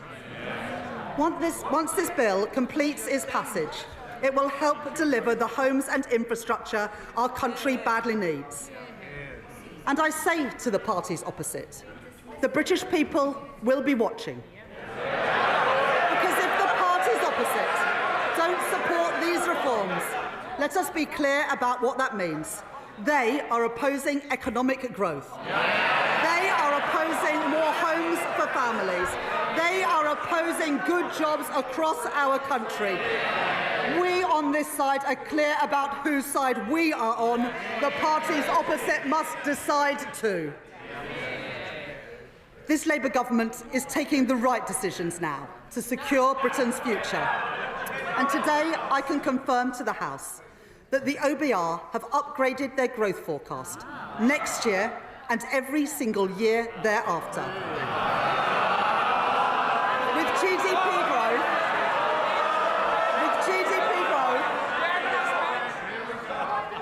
With GDP growth of 1.9% in 2026, of 1.8% in 2027, 1.7% in 2028, and 1.8% in 2029. Mr. Speaker, by the end of the forecast, our economy is larger compared to the OBR's forecast at the time of the budget. That is the difference that this Labour government is making. But, Mr. Speaker, this isn't just about lines on a graph. It's about improving people's lives. Working people are still feeling the pinch after a cost of living crisis caused by the party opposite that caused interest rates and inflation to go through the roof. So I am pleased that the OBR confirmed today that real household disposable income will now grow this year at almost twice the rate expected in the autumn. Compared to the forecast in the final budget delivered by the party opposite, and after taking into account inflation, the OBR say today that people will be, on average, over £500 a year better off under this Labour government. That will mean more money in the pockets of working people, higher living standards promised by this Labour government, delivered by this Labour government, opposed by the parties opposite. Mr. Speaker, the world is changing. We can see that and we can feel it. A changing world demands a government that is on the side of working people, acting in their interest, acting in the national interest. Not retreating from challenges, not stepping back, but a government with the courage to step up, to secure Britain's future, and to seize the opportunities that are out there before us. I am impatient for change. The British people are impatient for change after 14 years of failure. And we are beginning to see change happen. Our plan for change is working. Defence spending is rising. Waiting lists are falling. Wages are up. Interest rates are cut. That is the difference that this Labour government is making. And today, Mr. Speaker, the OBR confirm that our plan to get Britain building will drive growth in our economy and put more money in people's pockets. There are no quick fixes, but we have taken the right choices. Returning stability to our economy after years of mismanagement by the party opposite. Delivering security for our country and security for working people. That is what drives this government. That is what drives me as Chancellor. That is what drives the choices that I have set out today. And I commend this statement to the House. Shadow Chancellor Mel Stride. Mr. Speaker, at the last budget, the Right Honourable Lady said that she would bring stability to the public finances. Stability to the public finances. But this statement, more appropriately referred to as an emergency budget, has brought her to a cold, hard... Can I just say to you, quite rightly, I want to hear to the Chancellor. I now want to hear the Shadow Chancellor. I don't need any help. Thank you, Mr. Speaker. This emergency budget, Mr. Speaker, has brought the Right Honourable Lady to a cold, hard reckoning. She has become very fond recently to talk about the world having changed. Well, indeed it has, Mr. Speaker. This country was growing at the fastest rate in the G7 only about a year ago. And just as the OECD and the Bank of England and other forecasters, and now we learn today, the OBR have stated, growth has been halved in this year, cut in two as a consequence of the decisions and the choices that the Right Honourable Lady made on her watch. Inflation, which was down to 2%, bang on target on the very day of the last general election under a Conservative government. We are now told this year will be running at twice the level as was forecast under ourselves in 2024. This is going to mean prices bearing down on households and on businesses right across the country because of her choices. And the OBR also says, Mr. Speaker, that unemployment will be rising this year and next year and the year after. And in fact, across the forecast period, it will not decline at all. So much for the Right Honourable Lady's back-to-work plans. And we have already seen, Mr. Speaker, what it means when it comes to controlling borrowing under this Chancellor. And yes, she has come forward now with a plan to squeeze spending later on in the forecast period. And she has, of course, told the OBR that these are the elements of spending restraint to which she will stick. But what do the markets think? And could I ask the Right Honourable Lady, given her track record, given the fact that she has failed to control spending and borrowing to date, what does she think the markets are going to make of her latest promises? But the Right Honourable Lady, Mr. Speaker, says, of course, that none of this is her fault. It is the war in Ukraine. It is President Trump. It is tariffs. It is President Putin. It is the Conservatives. It is her legacy. It is anybody but her. Well, what the British people know, Mr. Speaker, is that this is a consequence of her choices. She is the architect of her own misfortune. It was the Right Honourable Lady, Mr. Speaker, who talked down the economy, so that business surveys and confidence crashed through the floor. It was the Right Honourable Lady who confected the £22 billion black hole. A smokescreen that was only ever there in order to cover up for the fact that she and the Prime Minister reneged on their promises to the British people during the last general election. And a black hole that the OBR themselves, ironically at the government's behest, have said they will not legitimise. She chose to be reckless with a sliver of headroom against her fiddled targets. She borrowed and spent and taxed like it was the 1970s. Little wonder, Mr. Speaker, that the Chancellor has tanked the economy. Little wonder we have an emergency budget, all because of her choices.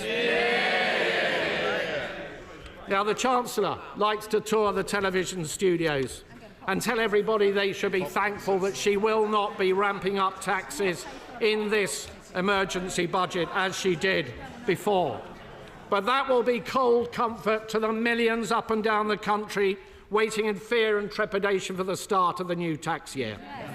Buckling under the burden of tax that will be rising to the highest tax burden on her watch in the history of our country. And so could I ask the Right Honourable Lady if, when she replies in a moment, she will give that much-needed reassurance, particularly to businesses, that she will not be ramping up taxes still further in the autumn. Even a basic economist, Mr. Speaker, knows that if you tax something, you get less of it. You don't need to have worked at the Bank of England for 10 years, Mr. Speaker, to know that. So what did the Chancellor tax? She taxed jobs and wealth creation. She's destroyed livelihoods, businesses clobbered, big and small companies, the backbone of our economy.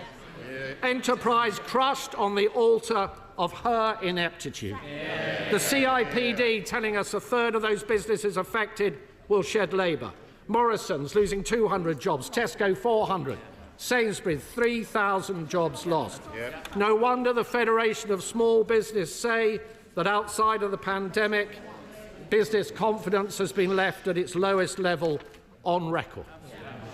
But it's not just businesses, Mr. Speaker. It's charities, it's GPs, it's pharmacists, it's those who transport children who have special educational needs, and it is hospices caring for the sick and the dying.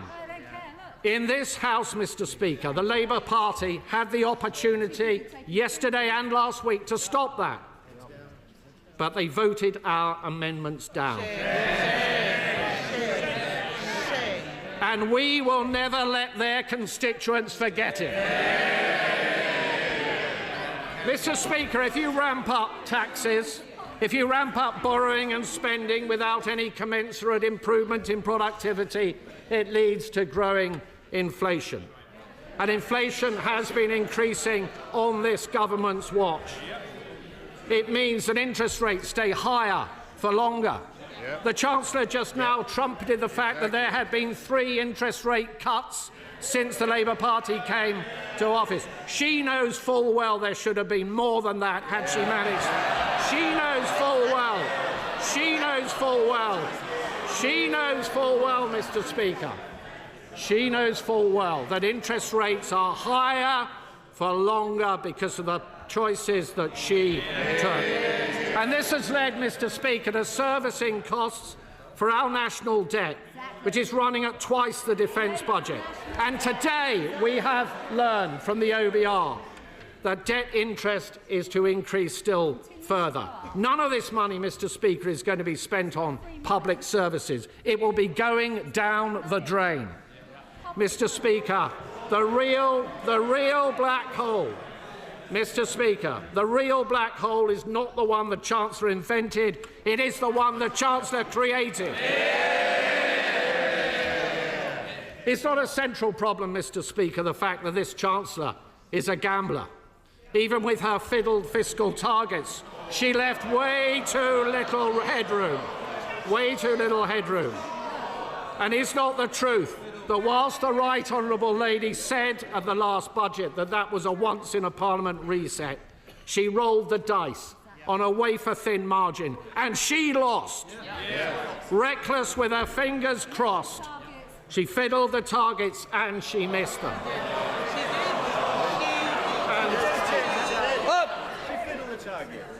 I'm not sure about the language we use.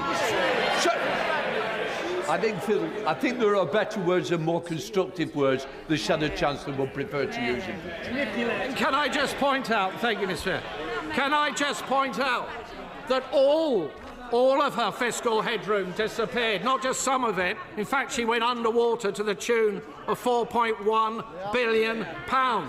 Mr. Speaker, reeling from one fiscal event to the next is not a way to run the public finances. And breaking your fiscal rules to the extent that the Right Honourable Lady has in just 6 months is a public humiliation. Mr. Speaker, can I briefly focus on defence spending? We on this side of the House welcome the fact that, as we press the government to do, they will reach 2.5% of GDP by 2027. And we note the stepping stone along the way that the Right Honourable Lady has just announced. But we should go further than that. The 3% target should be brought forward to this Parliament. So can I ask the Right Honourable Lady, given the geopolitical tensions that she has raised, what provision has she made in her headroom, in her fiscal plans, for increasing defence spending more quickly in this Parliament if that proves necessary? And could I ask her, would she scrap the absurd Chagos deal and put that money behind our armed forces? Mr. Speaker, the economy is in a perilous state, but there was a different way. There were different choices on taxing and spending and borrowing and on productivity and on welfare. And let me just say a few words on welfare. It was the privilege of my life, Mr. Speaker, to have served as the Secretary of State for Work and Pensions. And when it came to welfare reform, with that privilege came a deep responsibility. The responsibility for welfare reform to be properly thought through with a very clear plan. So I know they don't like it because it's an alien idea, Mr. Speaker, to the party opposite. so that we can be fair to the taxpayer but equally fair to the many people up and down our country, some of whom are highly vulnerable.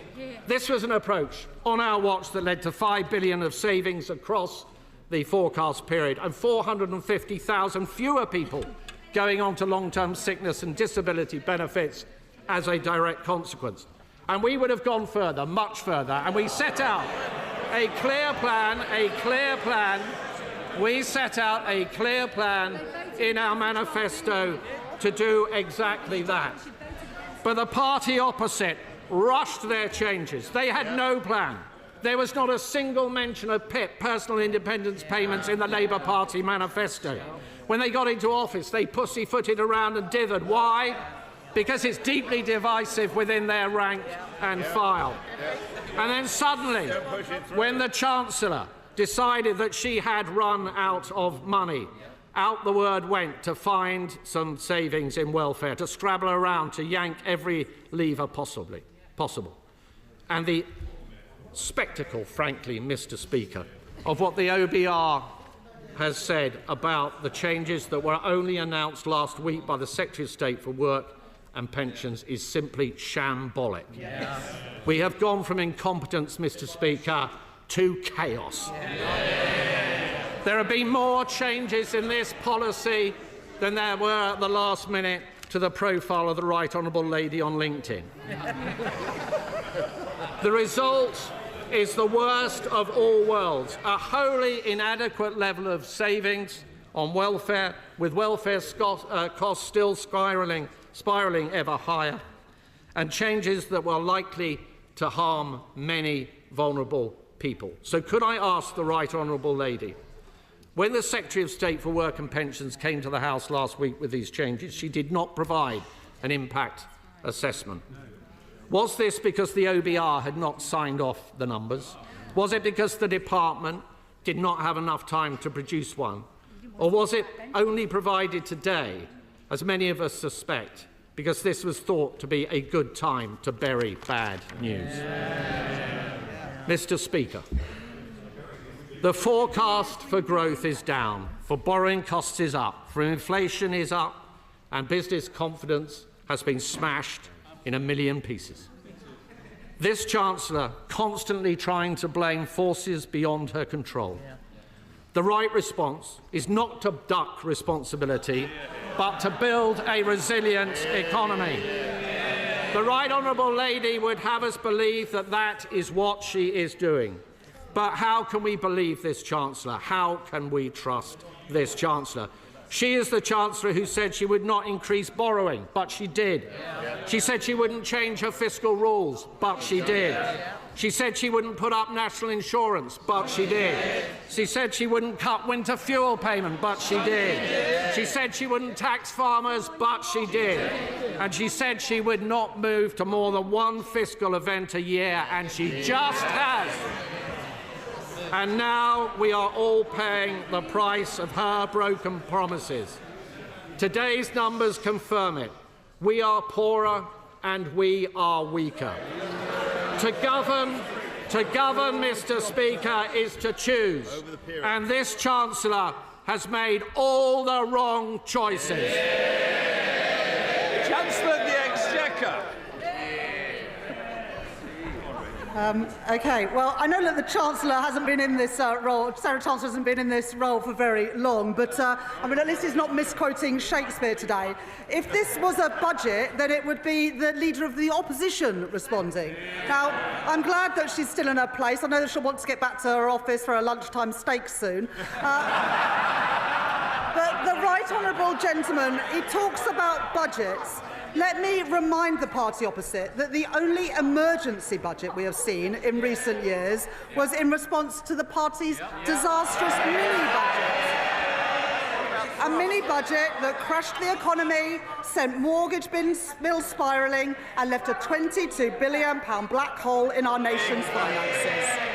Now, they might have forgotten about the damage that they did to our country, but the British people never will. But as always, the Shadow Chancellor talked a lot, but he didn't offer a single alternative.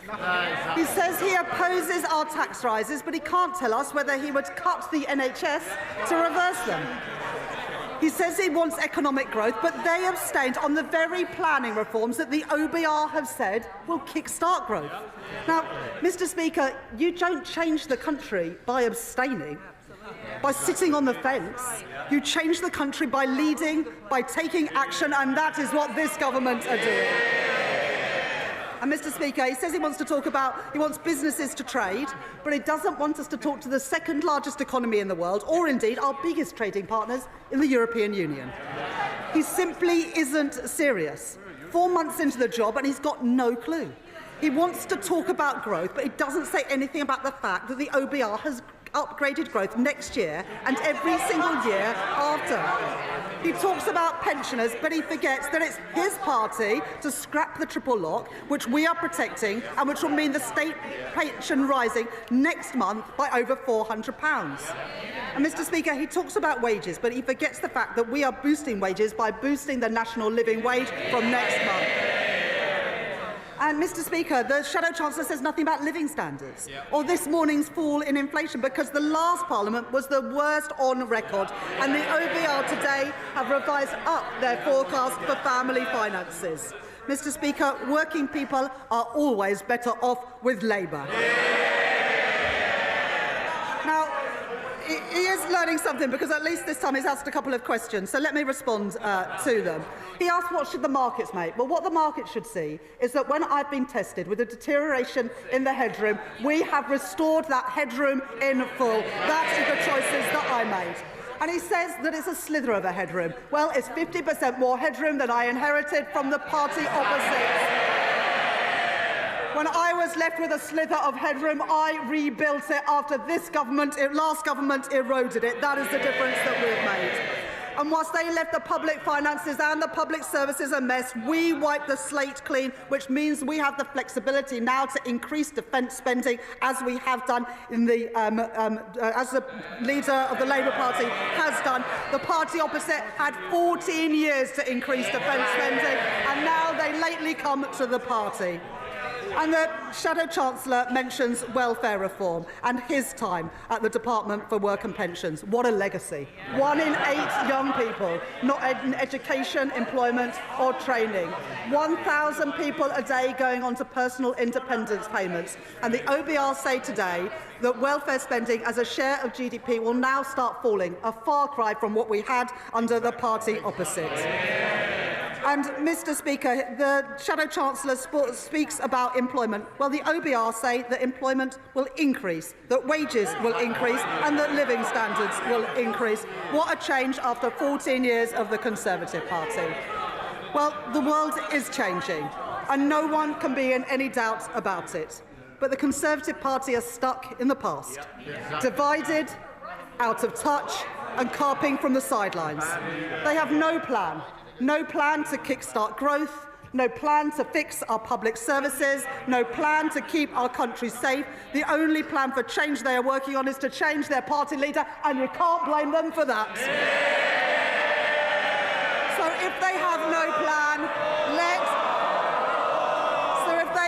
plan, let me remind them about ours. The minimum wage up, real wages up, house building up, NHS investment up, investment in our schools up, investment in our roads up, defence spending up. Every single one of those policies opposed by the party opposite. Opposed by the Conservatives, opposed by Reform, opposed by the SNP, opposed by the Liberal Democrats and opposed by the Greens. Mr. Speaker, it's the anti-growth coalition in action. They are the blockers, we are the builders, securing Britain's future, protecting working people and delivering change. Chair of the Finance Committee, Dame Meg Hillier. Thank you, Mr. Speaker. Mr. Speaker, my right honourable friend inherited a very difficult challenge when she became Chancellor of the Exchequer last July. And she is absolutely right that the books need to balance. This is not other people's money we're spending, but taxpayers' money hard earned by our constituents, and she is right to be tough as Chancellor on this. We look forward to quizzing her at the Treasury Select Committee next week. I'm sure she's looking forward to it as much as we are. Mr Speaker, the Chancellor announced an extra £2 billion a year in capital spending, and she talked about extra defence spending. Can she give some more detail about where she hopes that £2 billion a year extra will go? Yes, definitely. Chancellor. I thank my honourable friend for that question, and I indeed look forward to attending the Treasury Select Committee next week. I was pleased to have served on the Treasury Select Committee in the past, and it's a pleasure to give evidence to you. We will set out in the spending review, my right honourable friend, the Chief Secretary, will set out in the spending review the allocation of the additional capital money, but I was able to announce today £2.2 billion into defence from next year, as well as £2 billion as a down payment to build the affordable and social housing that we need. Two examples of the priorities of this government to get Britain building and to secure our national security. Liberal Democrat spokesperson Daisy Cooper. Thank you, Mr Speaker. The people of this country are crying out for change, but they feel they're just getting more of the same. Of course, it was the Conservative Party that wrecked the public finances, but we are 8 months into the new government, and people are left wondering, where is the change that was promised? The Chancellor says that the world is changing, so why won't she change course with it? The Chancellor said she wanted a dash for growth, but with her national insurance jobs tax, she shot herself in the foot before she even crossed the start line. After the government's disastrous budget, the government had the chance today to change direction, to fix our finances, to kickstart growth and deliver a small business budget. The government could have scrapped the jobs tax, which will hammer our high streets, and instead asked the big banks, the social media giants and the online gambling companies to pay their fair share instead. And the government could have changed its approach to trade, launching talks to boost growth with a new trading deal with our European neighbours. Instead, the government has made the wrong decisions to cut public services, hit disabled people and inflict more pain on our small businesses and high streets. In doing so, they have delivered no change and almost no growth at all. After years of Conservative mismanagement, people can see just how broken our public services are. They can't see a GP, they can't see a dentist, they're fighting for an education plan, and they are picking up the pieces of a broken social care system. Everything is broken, nothing works. That is why people are impatient for the change that they were promised. We have to bring the welfare bill down and support more people into work. It's right for people and our economy, but cutting support for someone who needs help getting dressed and washed in the morning isn't just wrong. It does absolutely nothing to support that person into work. And if anything, it does the exact opposite. It will also have knock-on impacts for the entitlements of their family carers too. So will the Chancellor come clean about this? If the government is serious about cutting welfare spending, it must get serious about fixing health and social care. So will the Chancellor speed up the social care review and ensure that it concludes no later than the end of this year? And in her quest to slim down the civil service, I wonder why the Chancellor has not looked at the mountain of red tape created by the last government's terrible trade deal with Europe. A whopping 2 billion extra pieces of paper have had to be completed by businesses since Brexit, enough to wrap around the world 15 times. If we manage to cut the red tape, we can give British businesses a tailwind. We can deliver far more growth than is currently predicted. We can increase the fiscal headroom to deal with global headwinds, and we can free up precious time and money in our civil service. That would be real change. Madam Deputy Speaker, business was promised change too, and today's statement should have been a small business budget. We Liberal Democrats have repeatedly raised the alarm about the impending damage from the national insurance jobs tax, the bigger business rates bills and changes to reliefs for family farms and family businesses. These changes will be a hammer blow to small and family businesses, leaving communities facing the prospect of an epidemic of boarded-up shop fronts. And there'll be a hammer blow to community health and care providers who stop our NHS from falling over. This isn't the change that was promised. So instead, I say again, the Chancellor should look again at much fairer ways to raise the tax revenue our public services desperately need, by reforming capital gains tax more fairly and asking the big banks, the social media giants and the online gambling companies to pay their fair share. I know that the Chancellor must contend with President Trump's trade war, which is causing global economic turmoil. But our response to Trump's bullying cannot be to cower in the corner and just hope that he's nice to us. We cannot sit on our hands whilst British steel is hit with Trump's tariffs. We Liberal Democrats warmly welcome the Chancellor's move to raise defence spending to 2.5% of GDP.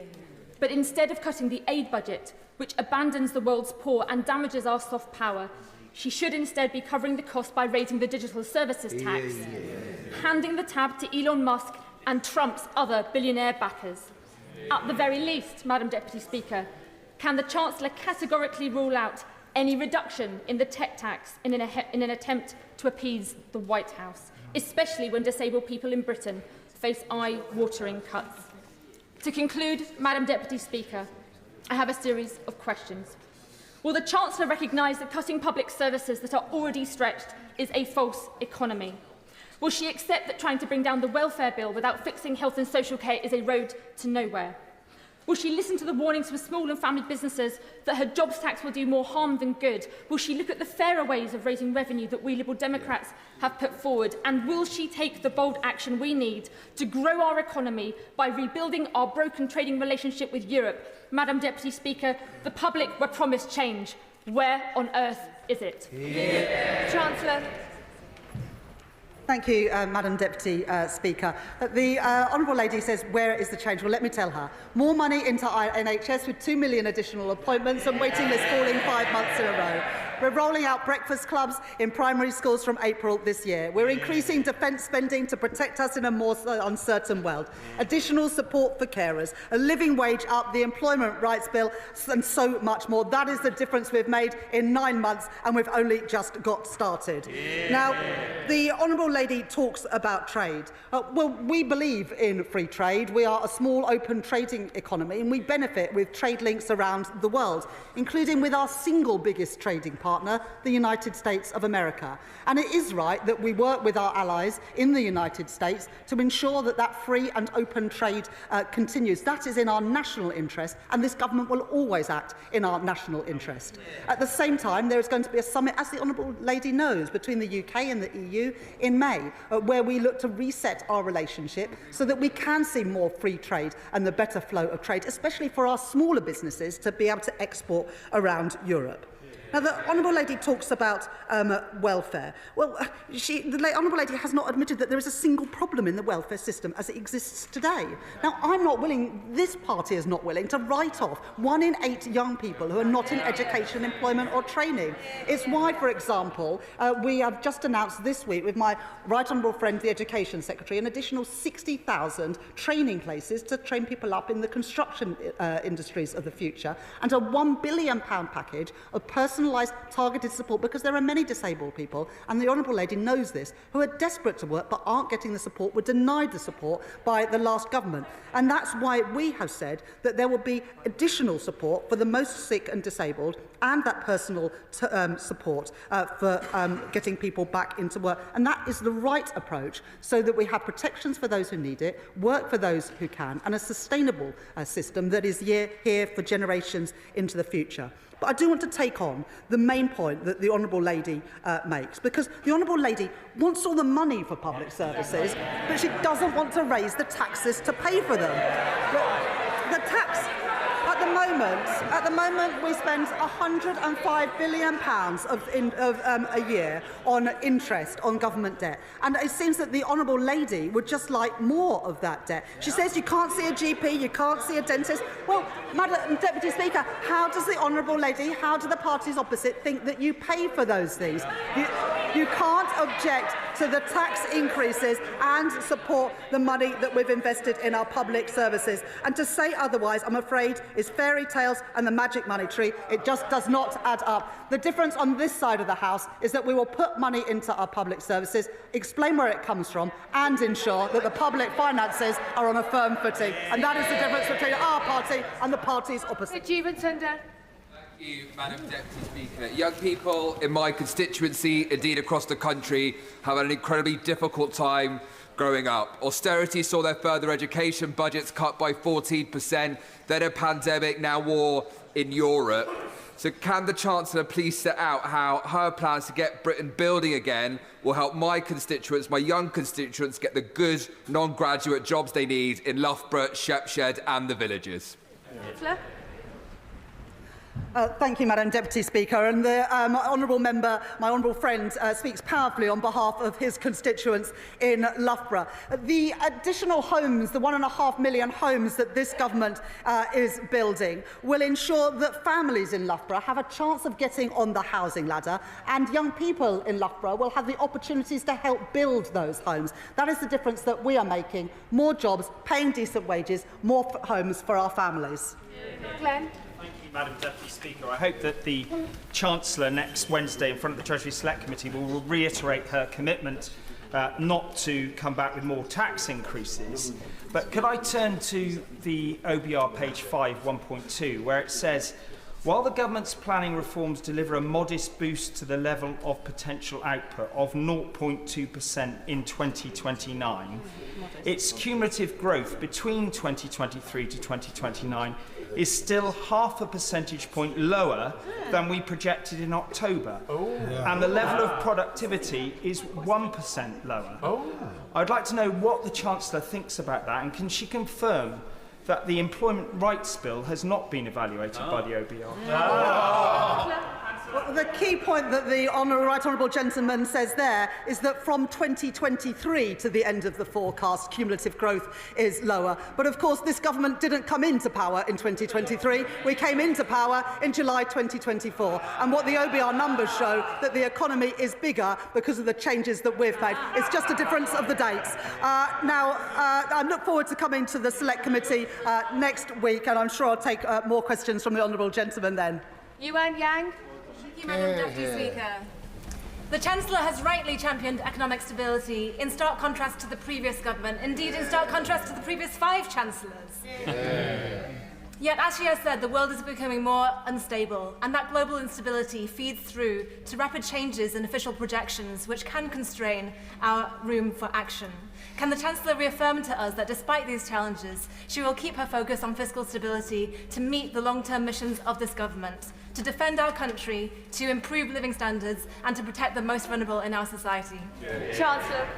Thank you. My honourable friend is absolutely right that her constituents, all of our constituents, depend on economic stability. It ensures they know how much they're going to pay on their rent and their mortgages. It ensures that they're not caught out when they go to the shops by prices constantly rising. And that's why, as a government, we've said to grow our economy, the number one thing that we need to achieve is economic stability. And that's why I'm so pleased that the Bank of England have been able to cut interest rates 3 times since the general election, and also that the OBR forecast that inflation will fall rapidly to 2.1% next year and then 2% in the years after that. Dr. Caroline Johnson. Speaker. Madam Deputy Speaker, schools face imminently a huge rise in costs due to the rise in national insurance contributions, and they had been reassured by the government that head teachers have been reassured that the schools will be recompensed with money to cover the national insurance costs. Yet Sir Robert Patterson School in my constituency, a great school, finds itself £33,000 short. Will the Chancellor commit to ensuring that Sir Robert Patterson, and indeed all the schools in my constituency, are given enough money to cover her jobs tax? Well, public services, including schools, have been compensated for the increase in national insurance, and I'm happy for the honourable lady to get in touch with me or the Education Secretary to set out the case of that school. But the only reason we've been able to put record investment into our schools is because the stability of return to our economy, including the tax increases that we had to bring forward last year to provide that extra money for our public services, including schools, in the honourable lady's constituency. Debbie Abrahams. Thank you, Madam Deputy Speaker. And I recognise the difficulties that my right honourable friend is facing in terms of fiscal challenges and so on. That she inherited, and I also support the reforms that my right honourable friend, the Work and Pension Secretary, has set out. but all the evidence is pointing to the fact that the cuts to health and disability benefits will lead to increased poverty, including severe poverty, and worsened health conditions as well. So how will making people sicker and poorer help in terms of driving our economy up and then people into jobs? Chancellor. Well, as my honourable friend knows, in the Green Paper we're consulting on a premium payment for the most severely sick and disabled, because as a government we believe that those people who need support should get it. But like the honourable lady, I recognise that there are many people who are sick and disabled. There are many young people who could be working but were written off by the previous government, and that's why we're putting record investment in helping get those people back to work with guaranteed, personalised and targeted support. And you are half as likely to be in poverty if you are working, if you move from welfare into work. And we're determined to lift people out of poverty by ensuring that there are good jobs, paying decent wages, with the security that's guaranteed through the Employment Rights Bill. Bobby Dean. The OBR have said that the package of welfare cuts, the information they received was late, with insufficient detail, and the estimates are highly uncertain. They're saying they're now going to have to certify them in the next forecast. So can the Chancellor confirm whether that means that the government have to go further with even deeper cuts to welfare than they've announced so far today? Chancellor. Well, what the OBR have done is they haven't taken into account any of the package of measures to get people back into work, or looked at any behavioural effects of people making that switch into work. And what they've said in that document is that they're now going to spend the summer looking at the entirety of the package, including the efforts that we are making with a huge package to get people back into work. I'm confident that that personalised, targeted support will get more people into work, lift them out of poverty so they can support their families, and so as an economy we can benefit from their contribution. Rachel Maskell. Thank you, Madam Deputy Speaker. Fiscal responsibility, unlike with the last administration, ensures that people are paying less and it keeps the cost of living down. However, as a Labour Party, we've got an additional responsibility around having social responsibility. So can we look at those DWP changes again? Of course, protecting the most vulnerable, but it's those people just above that band which are set to lose, and we're really worried about those. Chancellor. I thank my honourable friend for that question, and I share the deep concern, all of us on this side of the House. In fact, I think everyone in this chamber shares the concern about the most sick and disabled who need support, which is why in the Green Paper we're consulting on an additional premium payment to the most severely disabled, but also, instead of writing people off and not providing the support they need to do a job that matches their abilities and their needs, that we're giving that personalised target support. And I was in a job centre in my own constituency in Pudsey last week, where there are amazing stories of work coaches helping people into work who are far from the labour market. We want to see more of that to lift people out of poverty, to help them achieve their potential. Dame Harriet Baldwin. Thank you, Madam Deputy Speaker. At the general election, the Chancellor promised growth and no increase in taxes. But as Chancellor, she has delivered no growth and a record increase in taxes. And now the Office for Budget Responsibility is halving her growth forecast this year, cumulatively 0.5% less over the forecast period. And more worryingly, they are also forecasting a 1% reduction in, over 1% reduction in productivity growth. Why does she think that is? Chancellor. I've got a huge respect for the honourable lady, but that question doesn't do her justice. As I said to the right honourable gentleman earlier, yes, if you start in 2023, cumulative growth is lower, but the general election didn't take place in 2023. It took place in 2024. The economy is bigger at the end of this Parliament than the OBR forecast previously. Those are the numbers, those are the facts. That's the difference that this Labour government are making. Ruth Cadbury. Thank you, Madam Deputy Speaker. I'd also like to congratulate the Chancellor on her excellent statement, which addresses the challenge the last government left her with.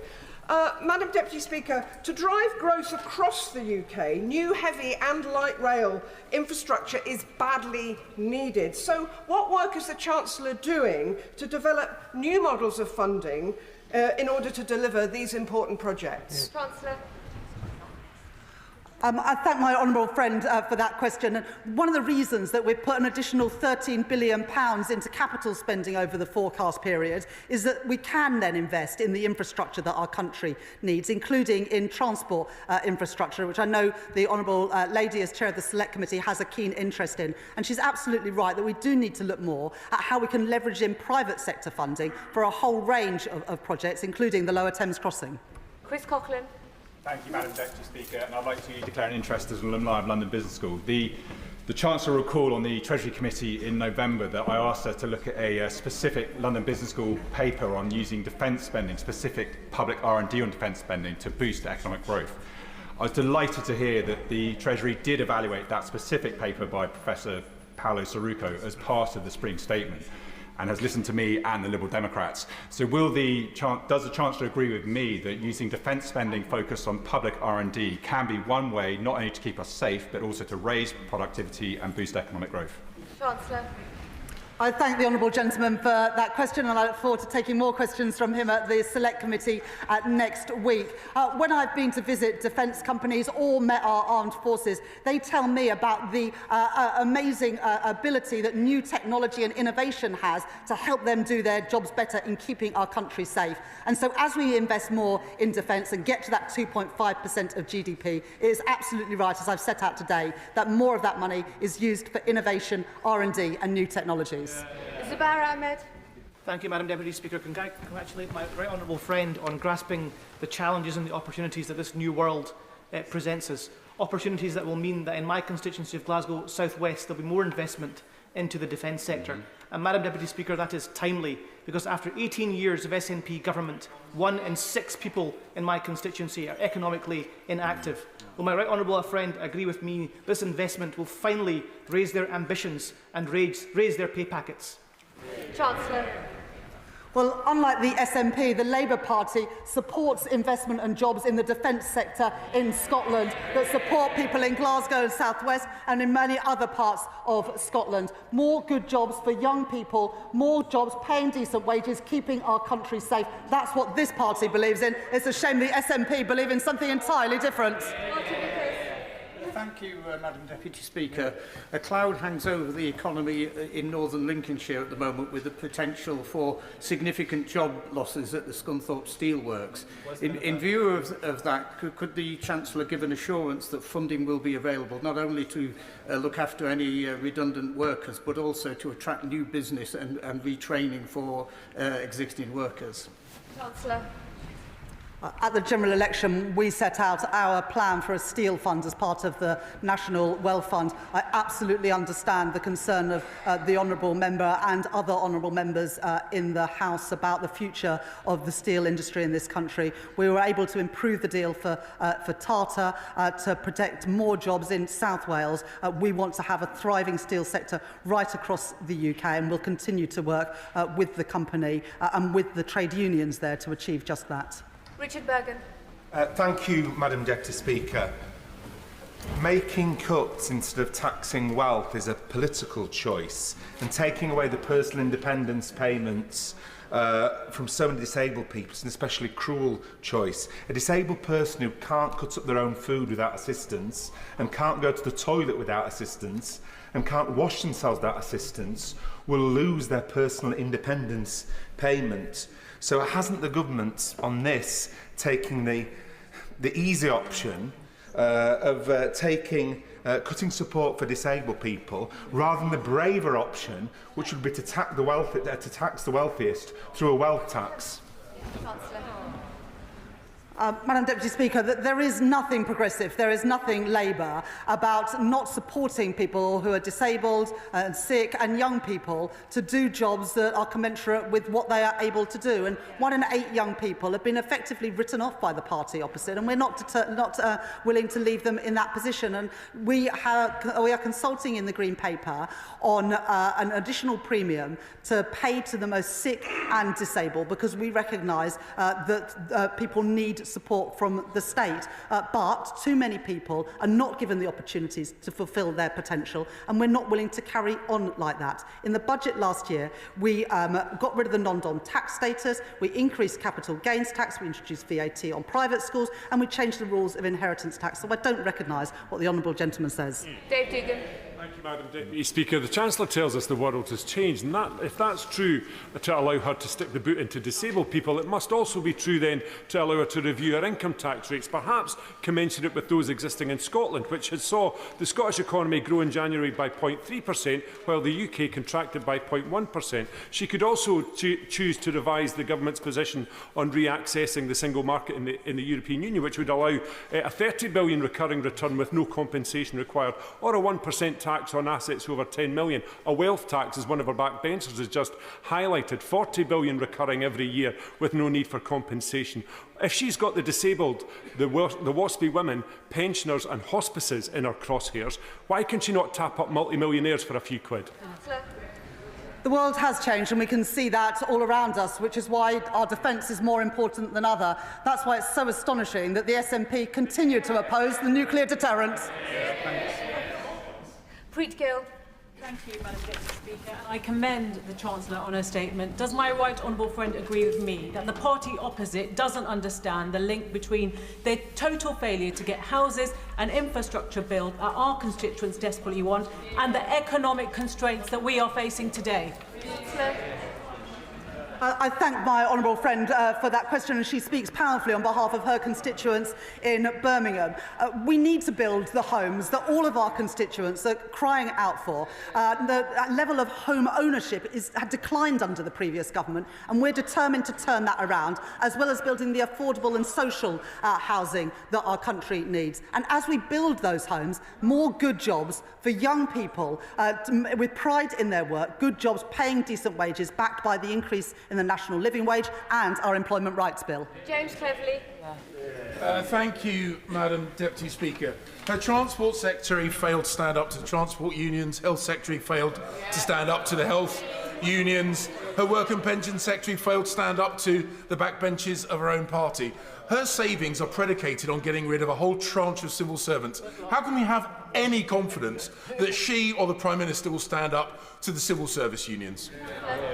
Today, as part of the Transformations Fund, we've set aside £150 million next year for redundancy costs for a voluntary exit settlement, showing how serious we are about reducing the size of the civil service after it increased to record levels under the party opposite.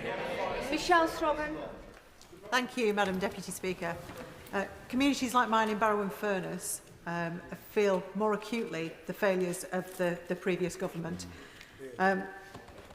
They've left Barrow-in-Furness in a dreadful state.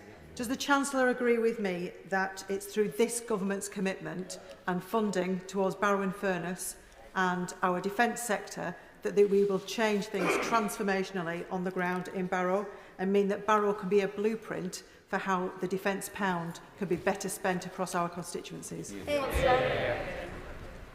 I know that my honourable friend is incredibly proud to represent Barrow-in-Furness, and that her constituents are incredibly proud to work on our nuclear deterrent, and this government will always stand with them with our new plan for Barrow, for new jobs, new investment in the town, so we get value for money for taxpayers, but also, most critically, we ensure our country's national security.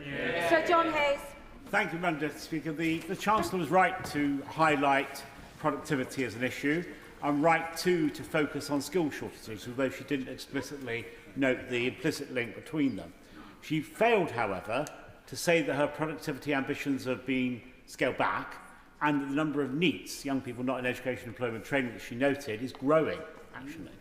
So will she set out, perhaps in a further note, note in the Library of the House or a statement, by how much she expects apprenticeships to grow year on year? When I was Minister, it reached the highest level in modern times, and the number's much lower now. So we need to grow apprenticeships, to make skills, to grow productivity. Will she do that? For if she doesn't, people will feel that hope exceeds expectations. I thank the honourable gentleman for that question, and I know he speaks powerfully about something he knows a huge amount about. Let me just answer 3 parts of that question. First of all, the OBR do revise up productivity in their forecast. Secondly, on young people not in education, employment or training, it's a massive problem, 1 in 8 young people. The OBR, as I said in the answer to a previous question, haven't taken into account the impact of our Back to Work programme. They're going to work on that over the summer with the DWP and the Treasury, because we want to make sure that we design that in a way that gets as many young people back into work, contributing to the economy, contributing to our society. And we were able to announce just a couple of weeks ago in National Apprenticeship Week an expansion of the apprenticeship programme, particularly with foundation apprenticeships, relaxing some of those requirements about maths and English, because if we want to build the homes that our country needs, we need to get people into those construction jobs and not say, I'm sorry, you didn't get a grade C in maths and English, you're not welcome on the construction site. That makes no sense at all, which is why we're reforming how apprenticeships work to get more people with the skills they need to make a contribution to their families and the economy. We want those numbers going up. Joanna Baxter, she will be followed by Steve Darling. Joanna Baxter. Thank you, Madam Deputy Speaker. Our fiscal rules were designed to ensure that we didn't repeat the damaging austerity of the party opposite, which harmed my constituents so much. Does my right honourable friend agree it's only because of those fiscal rules that the OBR have today confirmed that people in Paisley and Renfrewshire South will be on average £500 a year better off with this Labour government? Chancellor. To ensure people are better off, we need to control inflation, which is why stability is so important. Bring interest rates down, and the Bank of England have had the confidence to cut interest rates 3 times since the election, and also boost wages, which we're beginning to see with real wages growing at twice the rate of inflation. That benefits my honourable friends' constituents and people up and down the country, and that's why we welcome the fact that the OBR today revised up real household disposable income per person by £500. Steve Darling. Thank you, Madam Deputy Speaker. Today and last week, the Chancellor rushed through severe cuts to the benefit system that will hit some of the most vulnerable in our society. Whilst we should have considered benefit reform, this is ill-conceived. Can the Chancellor explain to the Chamber why she is choosing to balance the books of the nation on some of the most vulnerable, on the backs of some of the most vulnerable of those in our society? Chancellor. I have huge respect for the honourable gentleman, but I think everybody in this House and everyone in the country can see that the welfare system is just not working. When you've got 1 in 8 young people not in education, employment or training, 1,000 people going on to personal independence payments every single day, we can't carry on like this. The basic principles of this government is that people who need support should be protected. Those who can work should work, and we will support them with personalised, targeted support, and that we need a system that is sustainable. That is what the reforms set out by my right honourable friend, the Work and Pensions Secretary, deliver last week, alongside the Green Paper, where there will be further consultation to make sure that those with the most severe need get the additional support that they are rightly entitled to. We have another 45 minutes. As questions are short, more members will get in. Imran Hussain. Thank you, Madam Deputy Speaker. It's absolutely right that the party opposite devastated our communities and left us with billions of pounds of debt. But it is not right that disabled people and the most vulnerable in our society should pay for that. Thousands of my constituents continue to be fearful about the announced welfare cuts. Disability organisations have warned that hundreds of thousands will be pushed into poverty. So I say to the Chancellor, we must make the right political choice. Protect the most vulnerable in society and introduce a wealth tax so that multimillionaires and billionaires can pay their fair share.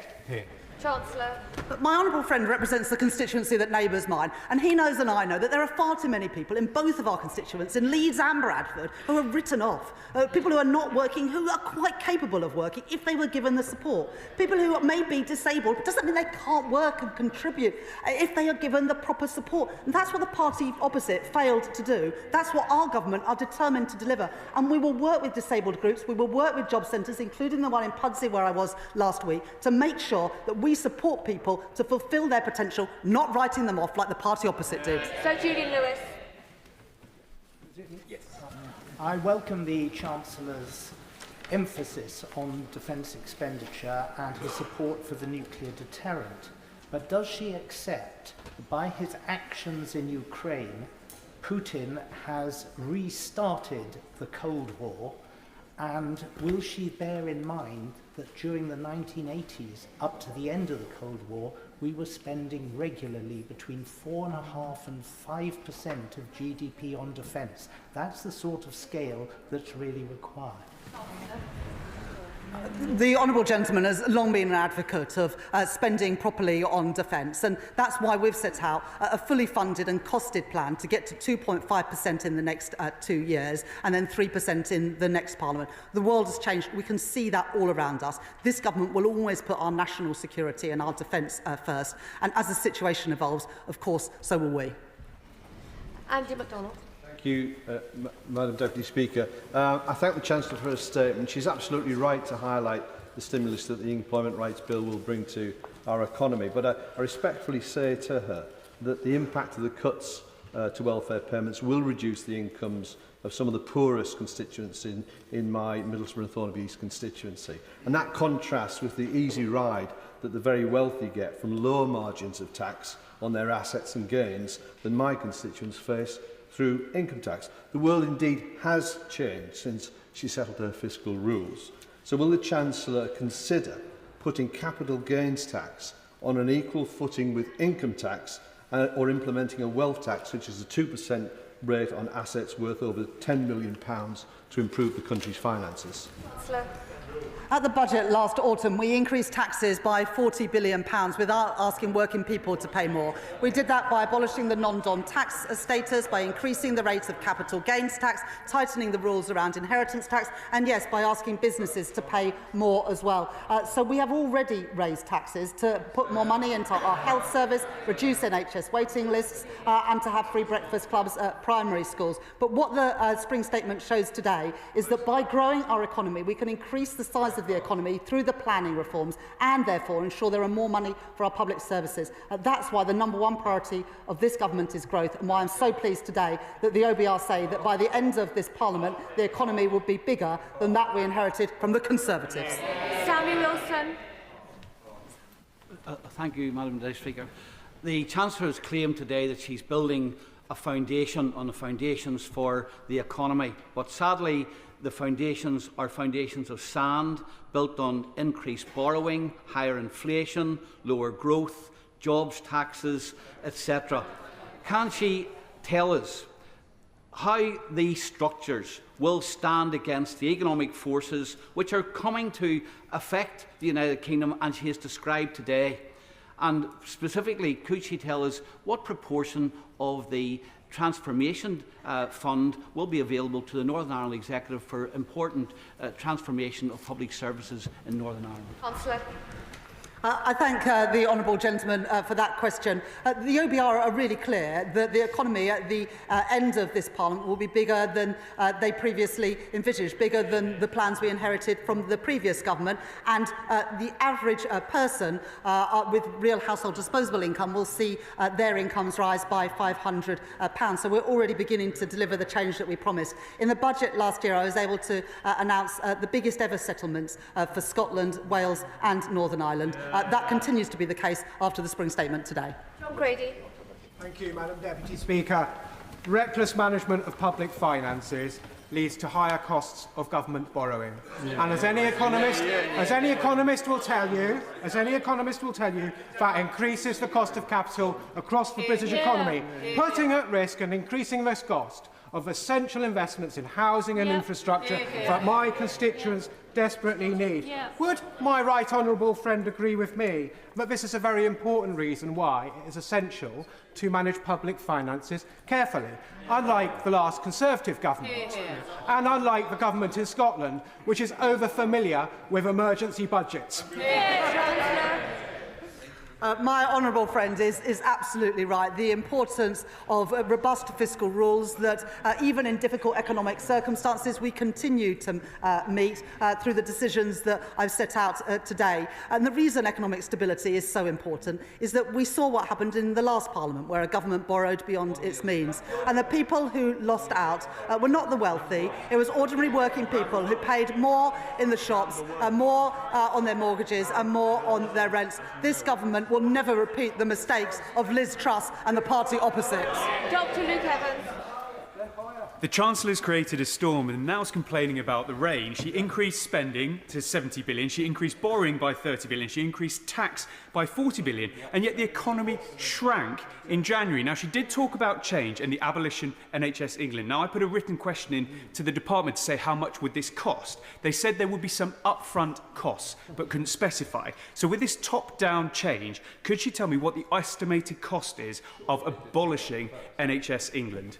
Chancellor. It's really difficult to understand what the party opposite want. Do they want to reduce the cost of admin and bureaucracy, or do they want to carry on with everything the way it was? We want to change things, and that's why in the transformation fund that I set out today includes £150 million for a voluntary exit scheme, because we want more money on the front line, not in the back office and a bloated bureaucracy left by the party opposites. Rebecca Long-Bailey. Madam Deputy Speaker, there's so much to welcome in today's statement, but the Chancellor will be aware of serious concerns regarding welfare reform. And my constituent told me last week, I'm terrified of what will happen to me if I can't work. I'm already having thoughts of suicide at the prospect of these changes and what they mean for disabled people. Today's impact assessment shows 250,000 increase in relative poverty, 50,000 increase in children living in relative poverty. What will the Chancellor do to stop this from happening? Chancellor.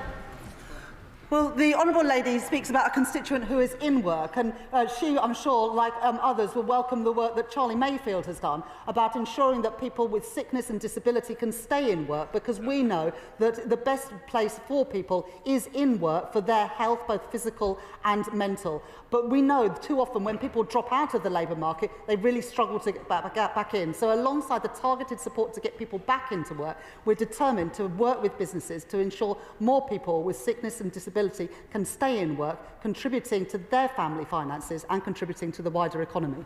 Nigel Farage. Thank you, Madam Deputy Speaker. Would the Chancellor agree that measuring growth and relative wealth by GDP is not the most relevant number to our constituents? Because we're living in an age of mass immigration and a rising population, it is GDP per capita, surely, that matters to our constituents, and that has fallen consistently for the last 2 years and is falling still. And shouldn't we tell people, actually, they are getting poorer? Well, the OBR forecast that GDP per capita will increase by 5.6% during the course of this Parliament, having fallen under the previous government. So if he ever gets to Clacton, he can tell his constituents that. Matthew Patrick.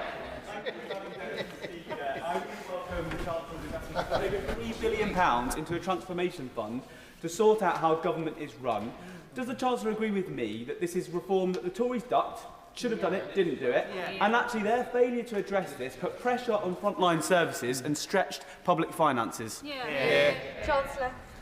The Transformation Fund, worth £3.25 billion, is about trying to reduce costs further out, the costs of failure. So that's why we're putting more money into recruiting foster carers, because we want to make sure that more children can get the best possible start in life. But we also know that if children end up in poor quality children's homes, that has consequences not just for their lives, but also for other services later in life. It's also why we're putting more money into technology in the probation service, so that we can make sure that probation works better for rehabilitating offenders, but also ensuring that people pay for the crimes that they commit. Alberto Costa.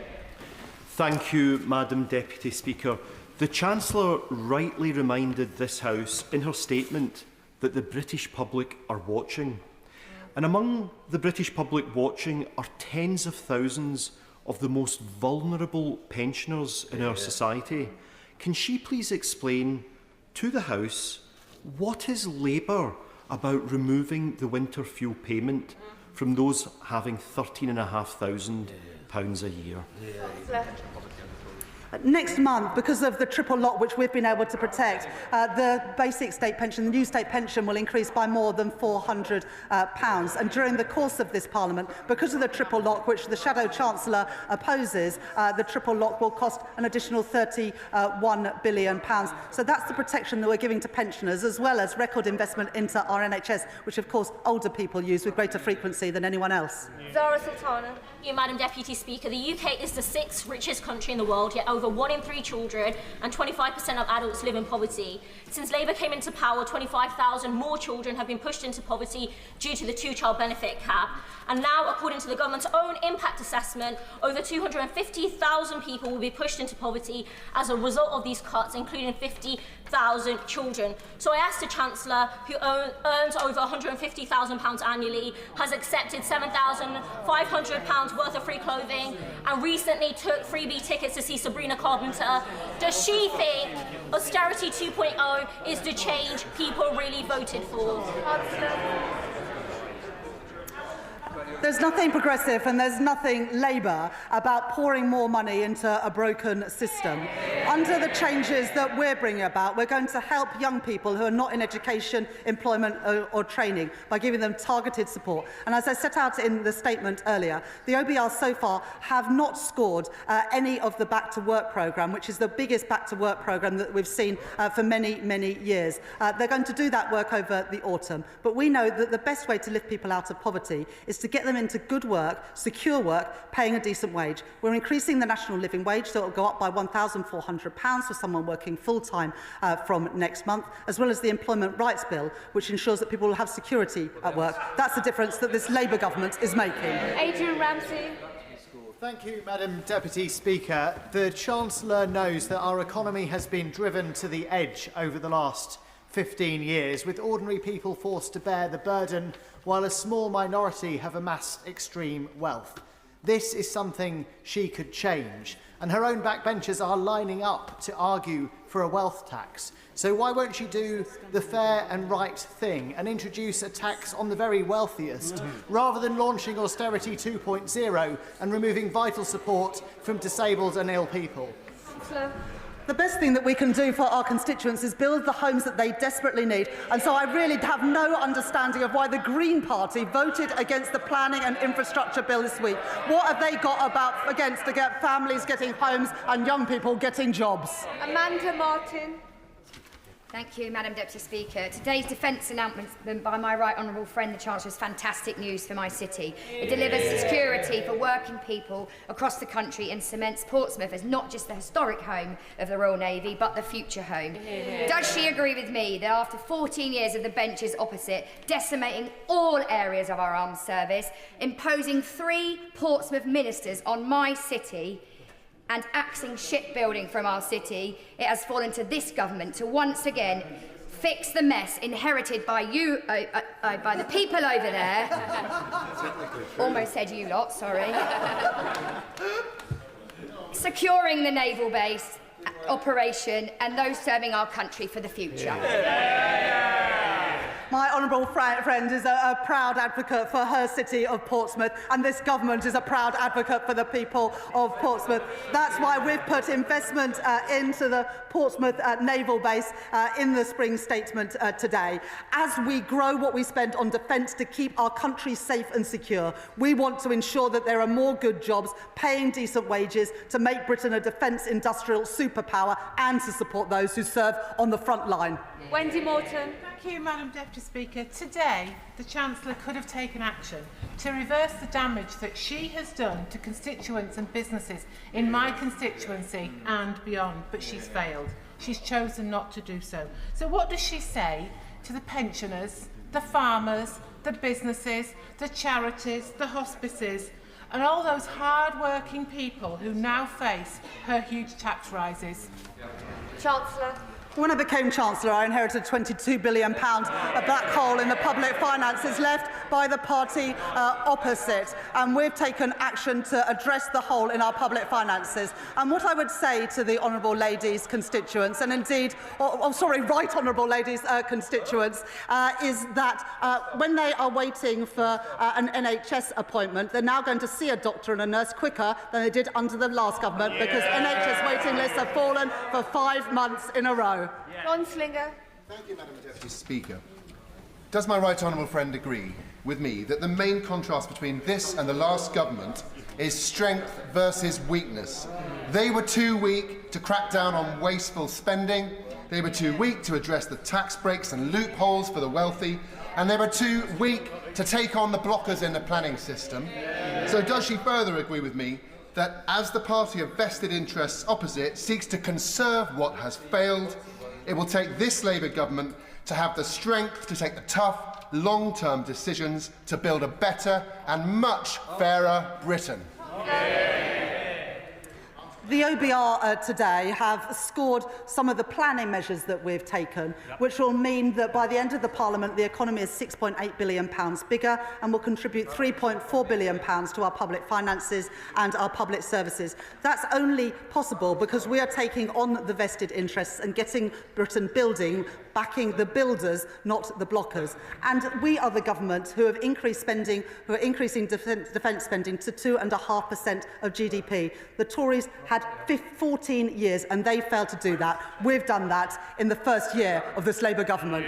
Josh Babarinde. Thank you, Madam Deputy Speaker. Heartbreakingly, last week, St Wilfrid's Hospice in Eastbourne announced many redundancies, citing the national insurance increase as a reason. I've just received a message from Mrs Robinson at Motcombe School, who faces increased costs due to the NIC's hike being passed on from a food catering supplier onto them. Can the Chancellor tell us, if she's not going to increase the digital services tax to fund a reversal of that hike, how those organisations are going to be supported to keep doing the great work that they do? Chancellor. At the budget, we set out tax increases on the wealthiest and, yes, on businesses to properly fund our public services. And so when constituents in Eastbourne get to see a doctor or a nurse a little bit quicker, when they benefit from the breakfast clubs that we're rolling out, it's because we had the money to do so. So you can't back the increases in investment in our public services if you oppose the money to pay for it, including the settlement for the hospices. Nadia Whittain. Thank you, Madam Deputy Speaker. I understand that this government has inherited a huge financial mess from the party opposite, caused by over a decade of austerity. But what is the justification for cutting disability benefits, especially when a third of disabled people are already in poverty, instead of choosing to tax the growing wealth of the super rich? For example, a 2% tax on assets over 10 million, which could raise 24 billion a year. At the budget, we set out £40 billion worth of tax increases, including getting rid of the non-dom tax status, increasing capital gains tax, VAT on private schools, and tightening the rules around inheritance tax. We made those decisions so that we could invest more in our public services, including in our schools and our hospitals, and indeed we have now lifted defence spending within the next 2 years to 2.5% of GDP. And on welfare spending, there's nothing progressive about writing off a generation of young people, and that's why our targeted personalised support will help people get back into work, lift them out of poverty and help them contribute both to their family finances and our nation's finances. Thank you, Madam Deputy Speaker. The Right Honourable Lady talks of financial responsibility, so could she tell us, please, when government bond yields hit their highest level since the global financial crisis, and who was the Chancellor of the Exchequer then? And if she needs a clue, we can bring her a mirror. Thank the Honourable Lady for that question. You can see, if you look at financial markets and follow them closely, that the increase in bond yields in the UK, in France and Germany have closely tracked each other. Global financial instability has affected countries around the world, and that's why it's so important that we continue to meet our fiscal rules, as I have set out today. Rushworth. The member for Clacton a moment ago mentioned GDP per capita. I see he's asked his question and ran away. The truth is that GDP per capita only increased 4.3% in the past 16 years, compared to 46% in the years prior. What matters to my constituents is not just the growth, but it's the growth that they can feel in their pockets, in the left-behind towns and villages of Bishop Auckland. So what will she do to ensure that working people feel the growth?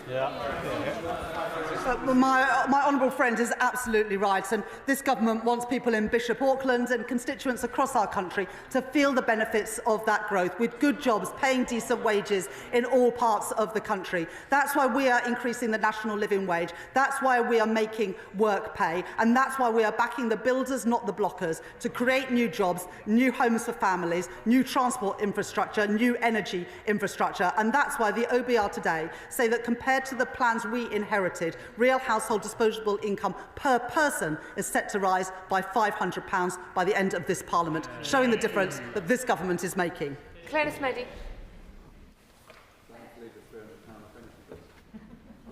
Clarence Meddy, no? Llynas Medley, diolch, Deputy Cyfarwydd. Wales has a higher percentage of disabled people and a large public sector workforce compared to the UK, and so will hit hardest by these cruel cuts.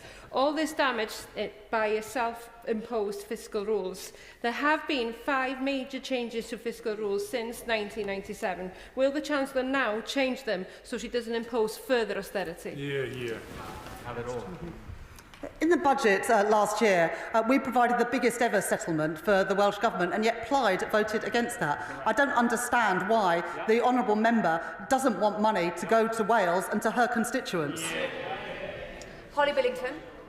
Madam Deputy Speaker, I thank my right honourable friend for her statement, in particular her recognition of the excellent work of Labour-run Thanet District Council, building more social homes with local firms, employing local people, including local apprentices. The government's recent planning changes mean not only council homes for local people, but also growth. Can she confirm that the Office of Budget Responsibility has only scored the effect of the National Planning Policy Framework changes and not the upcoming Planning and Infrastructure Bill?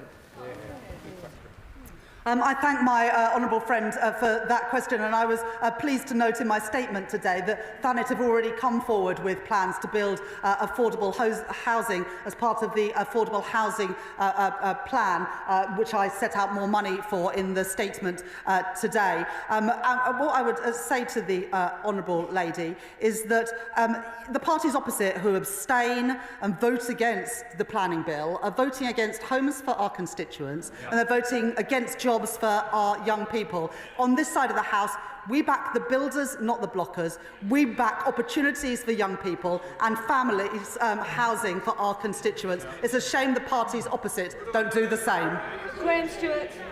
Madam Deputy Speaker, the Chancellor claimed that growth was a top priority, yet she's taken the fastest growing economy in the G7 and brought it to a shuddering halt. She promised there would be no tax rises, and next week's jobs tax will put tax rises on ordinary working people. And today she's cut the housing numbers by 200,000 and put up borrowing by £18 billion in the next 2 years. 18 billion. Isn't it time the Prime Minister invited the Chancellor next door and said, Rachel, you're fired?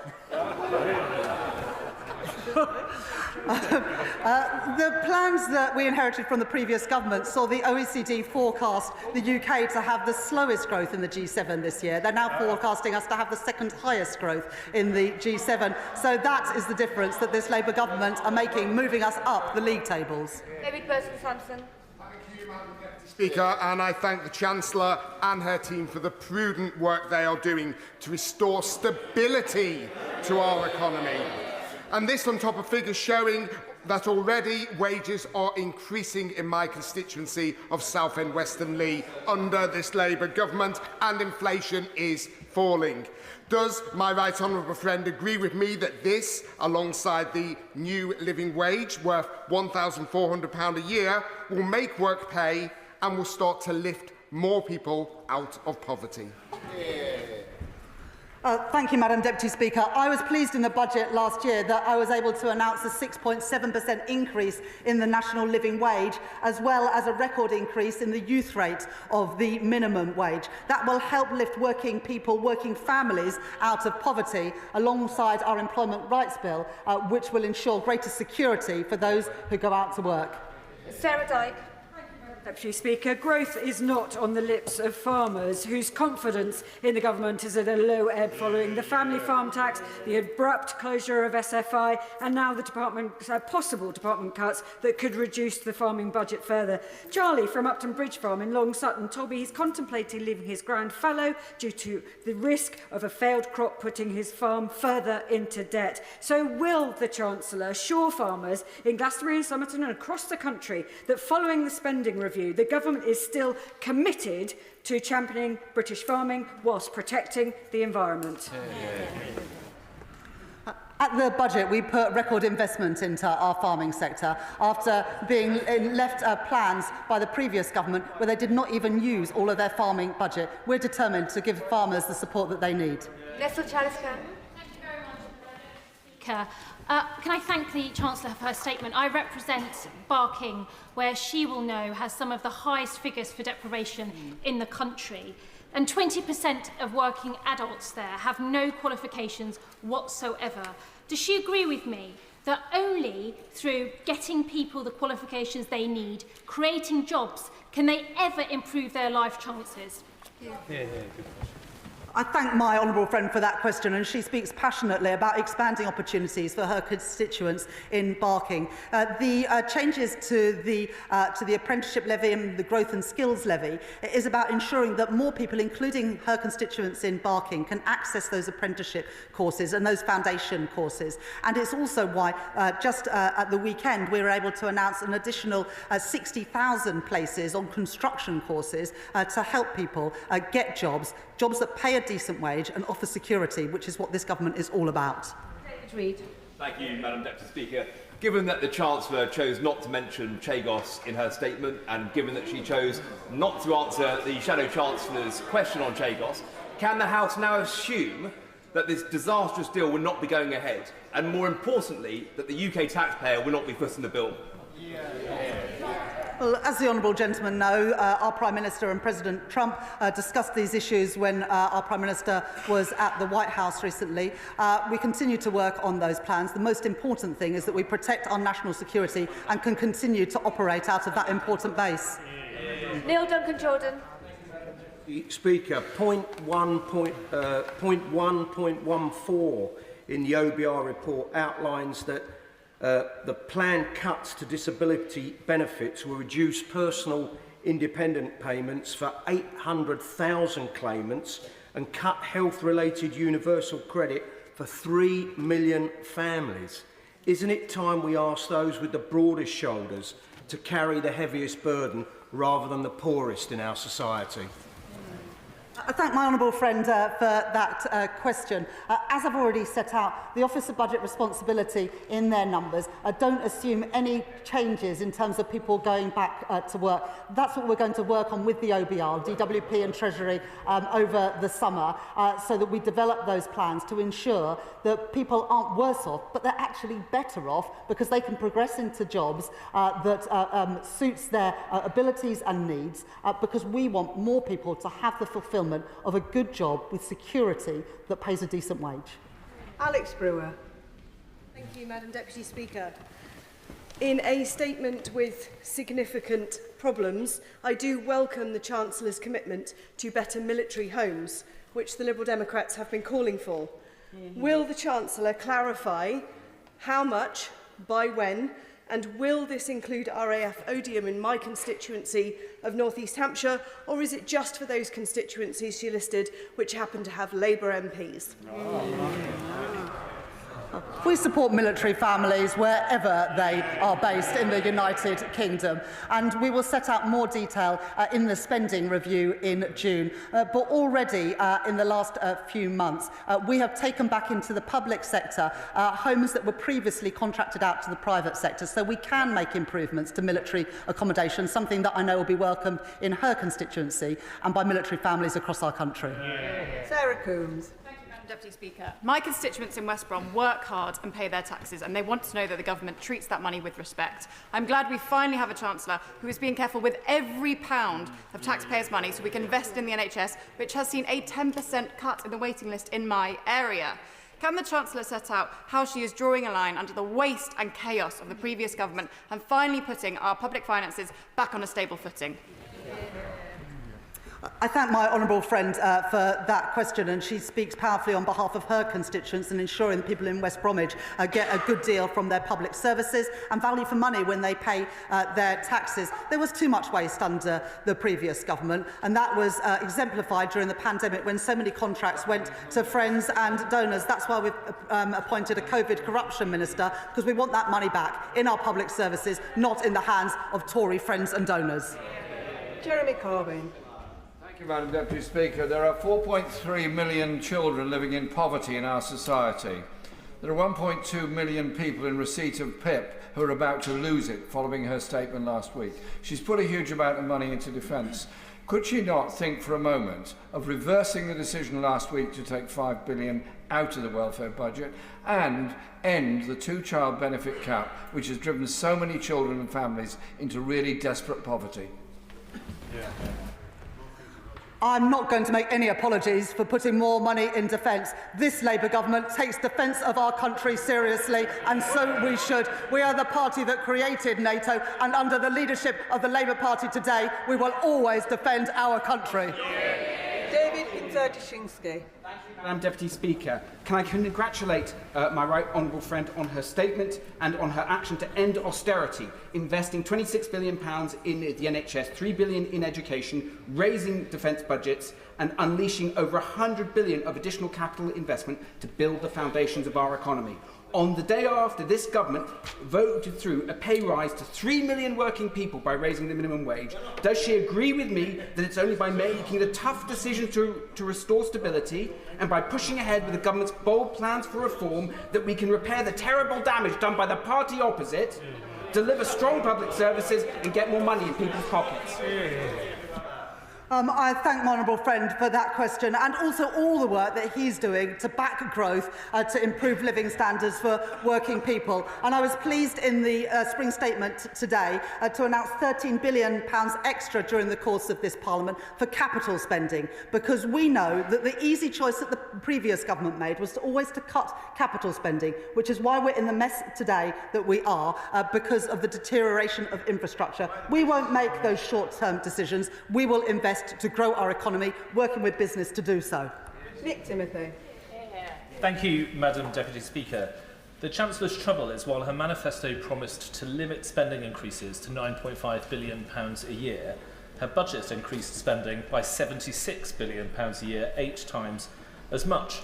She's previously said she will not come back asking for more tax rises or more borrowing. So will she rule out both in the budget later this year?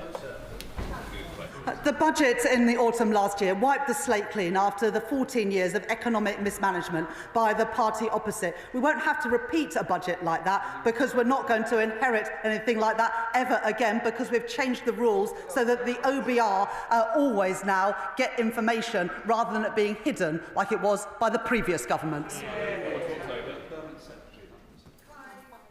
Owen. No, Clive Jones. Jones. Thank you very much, Madam Deputy Speaker. My honourable friend, the member for St Albans, gave examples of alternative taxes to Labour's national insurance increases, asking that big banks, social media giants and online gambling companies to pay their fair share of tax. Can the Chancellor confirm she has heard these Liberal Democrat alternatives and explain why she isn't listening to these fair and sensible proposals? One thing that is scored in the OBR document actually today is the gambling levy that this government has already introduced, and that money will be used to make sure that we regulate gambling properly in our country, and rightly so. Gregor Poynton. Madam Deputy Speaker, for defence companies in Scotland, UK Export Finance plays a crucial role in financing sales to our allies around the world, including Ukraine. Can the Chancellor therefore outline how the increase in capacity in UK Export Finance will help defence companies in Scotland create jobs in my Livingston constituency and strengthen our national defence? Just 2 weeks ago, I was able to announce £2 billion extra for UK export finance, specifically to help defence companies in the UK export. As countries around the world and Europe particularly increase defence spending, I want to make sure that we get those contracts here in Britain to support our proud defence industry, including in places like Livingstone and in Rosyth, where I was meeting Babcock just a couple of weeks ago. Robin Swan. Thank you very much, Madam Deputy Speaker. The Chancellor's statement referred to people who were listening. The President of the Ulster Farmers Union was actually in the public gallery to hear her statement, which didn't reference agriculture or farming at all. It talked about country security and safety, nothing on food safety. It spoke of writing off the generation of young people. The Chancellor's family farm tax will write off a generation of young farmers. What confidence can the Chancellor give our agricultural sector? With specific reference to agricultural property relief, unless you have a farm that is worth around £3 million, you won't be paying extra tax. More than 2/3 of farms are not affected at all by the changes in that relief. And if you do pay the tax, it's at half the rate that anybody else pays, and you can pay it interest-free over a period of 10 years. Very different from the inheritance tax bills that anybody else pays. Mark Ferguson. Madam Deputy Speaker, and I welcome the Chancellor's reference in a recent answer to the £13 billion of additional capital expenditure announced today. So can she put today's statement in the context of the significant investments already made and forthcoming, and contrast it with the last government, who didn't have a plan for long-term growth and abandoned communities like mine? My honourable friend speaks powerfully on behalf of his constituents in Gateshead, who rely on the infrastructure that our country needs, whether that's energy, digital or transport infrastructure, and in fact the houses that all of our constituents need. In the budget last year, I put £100 billion extra into capital spending during the course of this Parliament, and I've been able to announce an additional £13 billion today. Unlike the party opposite, I'm not willing to cut capital investment, because capital investment is absolutely crucial to grow the economy and to leverage in the private sector investment that we need as well. Madam Deputy Speaker, the Chancellor's made much of the government's investment in defence and desire to make the country a defence industrial superpower. I'm keen to pitch for a slice of the protected £400 million for UK defence innovation. Huntingdon is the home of our defence intelligence capability, the US Air Force's Joint Intelligence Operations Centre Europe and the NATO Intelligence Fusion Centre. It has a huge investment in sites like the Alconbury Wielder Enterprise Campus, Brampton Cross and potentially the redevelopment of the MOD land around RAF Whitton as well. Perfect location for defence startups, and with the arrival of several already in flight, the US government is investing north of £500 million in Huntingdon alone. So could I ask her to make a similar commitment to Huntingdon and include it in her list of defence sites? What a great pitch. I'm sure somebody from the Ministry of Defence, one of the ministers, would be really pleased to meet with you to discuss those opportunities. As we move to 2.5% of GDP spent on defence and 3% in the next Parliament, I am determined that that money benefits our troops in the UK, but also supports us become a defence industrial superpower. And I'm sure that we can work with the honourable gentleman to realise those ambitions for Huntingdon. Rosie Writing. Madam Deputy Speaker, the party opposite left a £22 billion hole in our public finances, and they continue to oppose every decision made by the Chancellor to clean up their mess. Can the Chancellor tell us how things would look now if the Conservative Party had their way? Well, what it would mean for people in Kettering and around the country if we had continued under the plans of the previous government is that interest rates would have remained high, inflation would have remained high, and growth would continue to flatline. Whereas the OBR today forecasts that real household disposable incomes will rise, growth will be higher, living standards higher, because we have returned stability to the economy and we are backing the builders, not the blockers. Max Wilkinson. Sorry, Madam Deputy Speaker. I don't wish to interrupt the discussion on the front benches. Thank you, Madam Deputy Speaker. I have another opportunity for the Chancellor. In Cheltenham, we have a scheme that can produce jobs and growth and will support the defence industry. The Golden Valley development next to GCHQ, which will be a key part of this country's defence investment over the coming years. Will the Chancellor take it upon herself to work with ministers and other departments who already know about this to make sure that we get the investment that we deserve and GCHQ workers deserve too. I'm really proud of what GCHQ do to keep our country safe, and part of what we are doing around the defence budget above the lift to 2.5% is including some of the security service work, because increasingly the work that the security service do is crucial for our national security and defence. Of course, that's on top of the 2.5%, but as we protect defence spending, it is right that we take into account GCHQ and other security agencies as well. And of course, very happy to work with you to ensure that we maximise the benefits for so many constituencies, including in Cheltenham. Graham Downey. Much, Madam Deputy Speaker. Can I thank the Chancellor for her statement and welcome the increase in defence spending, which represents a huge opportunity for Scottish workers. I was delighted to have her visit Rosyth in my constituency recently. Will she work to ensure a continuous shipbuilding programme in this country to maximise the opportunities for Scottish workers? And does she agree with me that it is utterly shameful that these workers have been ignored by the SNP for the last 18 years? And will she confirm that this Labour government will always value the role of shipbuilding for our economy and our national defence? I couldn't agree more with my honourable gentleman. It's just a shame that there's no SNP members in the House, although there are so few of them, to hear what he said. Perhaps the honourable gentleman would write to the SNP and ask them why they refuse to back the defence sector in the United Kingdom and specifically in Scotland. Adnan Hussain. Thank you, Madam Deputy Speaker.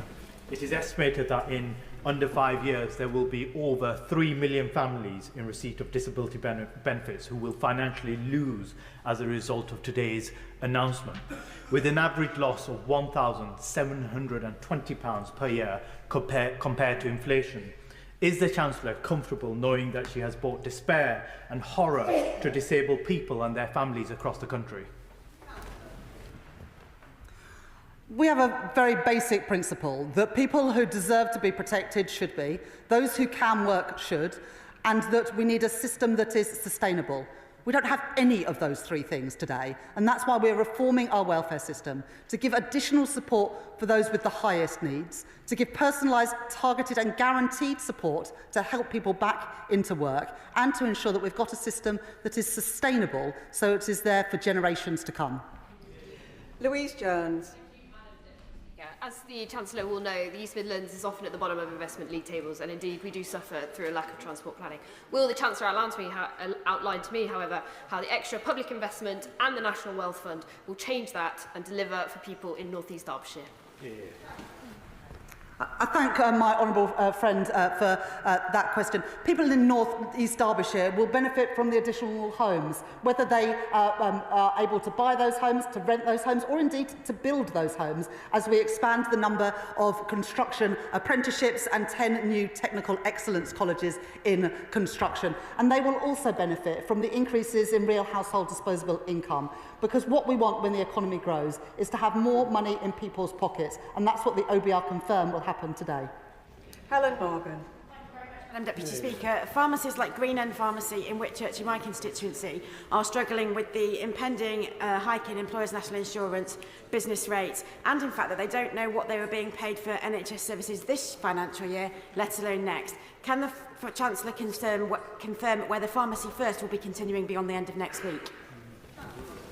Well, I'm sure that the relevant health minister would be willing to meet with you to talk about that. But because of the investment that we put into our National Health Service last year at the budget, more than £20 billion of additional funding, we are able to start to rebuild our NHS, reduce waiting lists. Indeed, we have done that now for 5 months in a row. Madam Deputy Speaker, as we secure Britain's role in a changing world, I welcome the Chancellor's focus on defence innovation, and I thank her for referencing my community, Aldershot and Farnborough. We are ready to serve. When it comes to defence innovation, too many small and medium defence businesses in my community struggle to get access to the banking and finance facilities they need, often on the basis of self-imposed ESG criteria. Will the Chancellor join me in welcoming the investors and financial institutions that have responded to the campaign that I am leading with my honourable friend, the member for York Outer, calling on our banks and our fund managers to broaden their approach so that we can defend our country, support Ukraine and fire up our industrial base? I was pleased to be able to mention my honourable member's constituency in my statement today. As home of the British Army, on behalf of this government, we thank the people of Aldershot and Farnborough for the service that they give our country every single day. And my honourable friend is right to mention the importance of companies in the defence sector, whether they're big companies or small, being able to access finance. That has never been more important than it is today, when we see the threats posed from Putin continue to grow. And so I urge everyone in financial services to do their part to make sure that our fantastic defence startups have the money that they need to grow and help defend our country and our values. Final question, Jim Allister.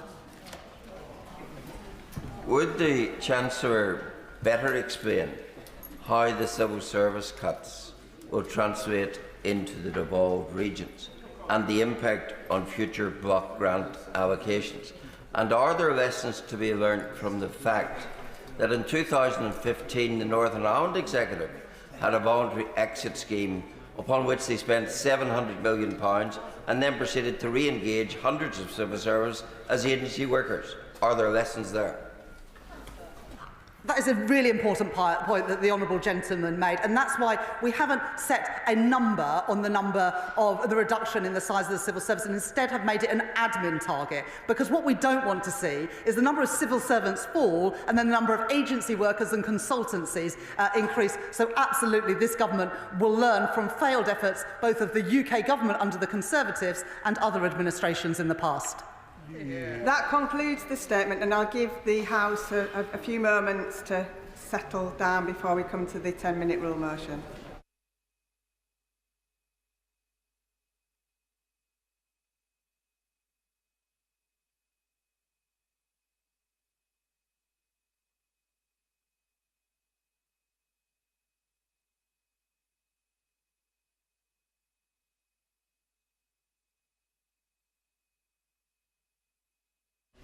Ten-minute rule motion, Anna Geldard.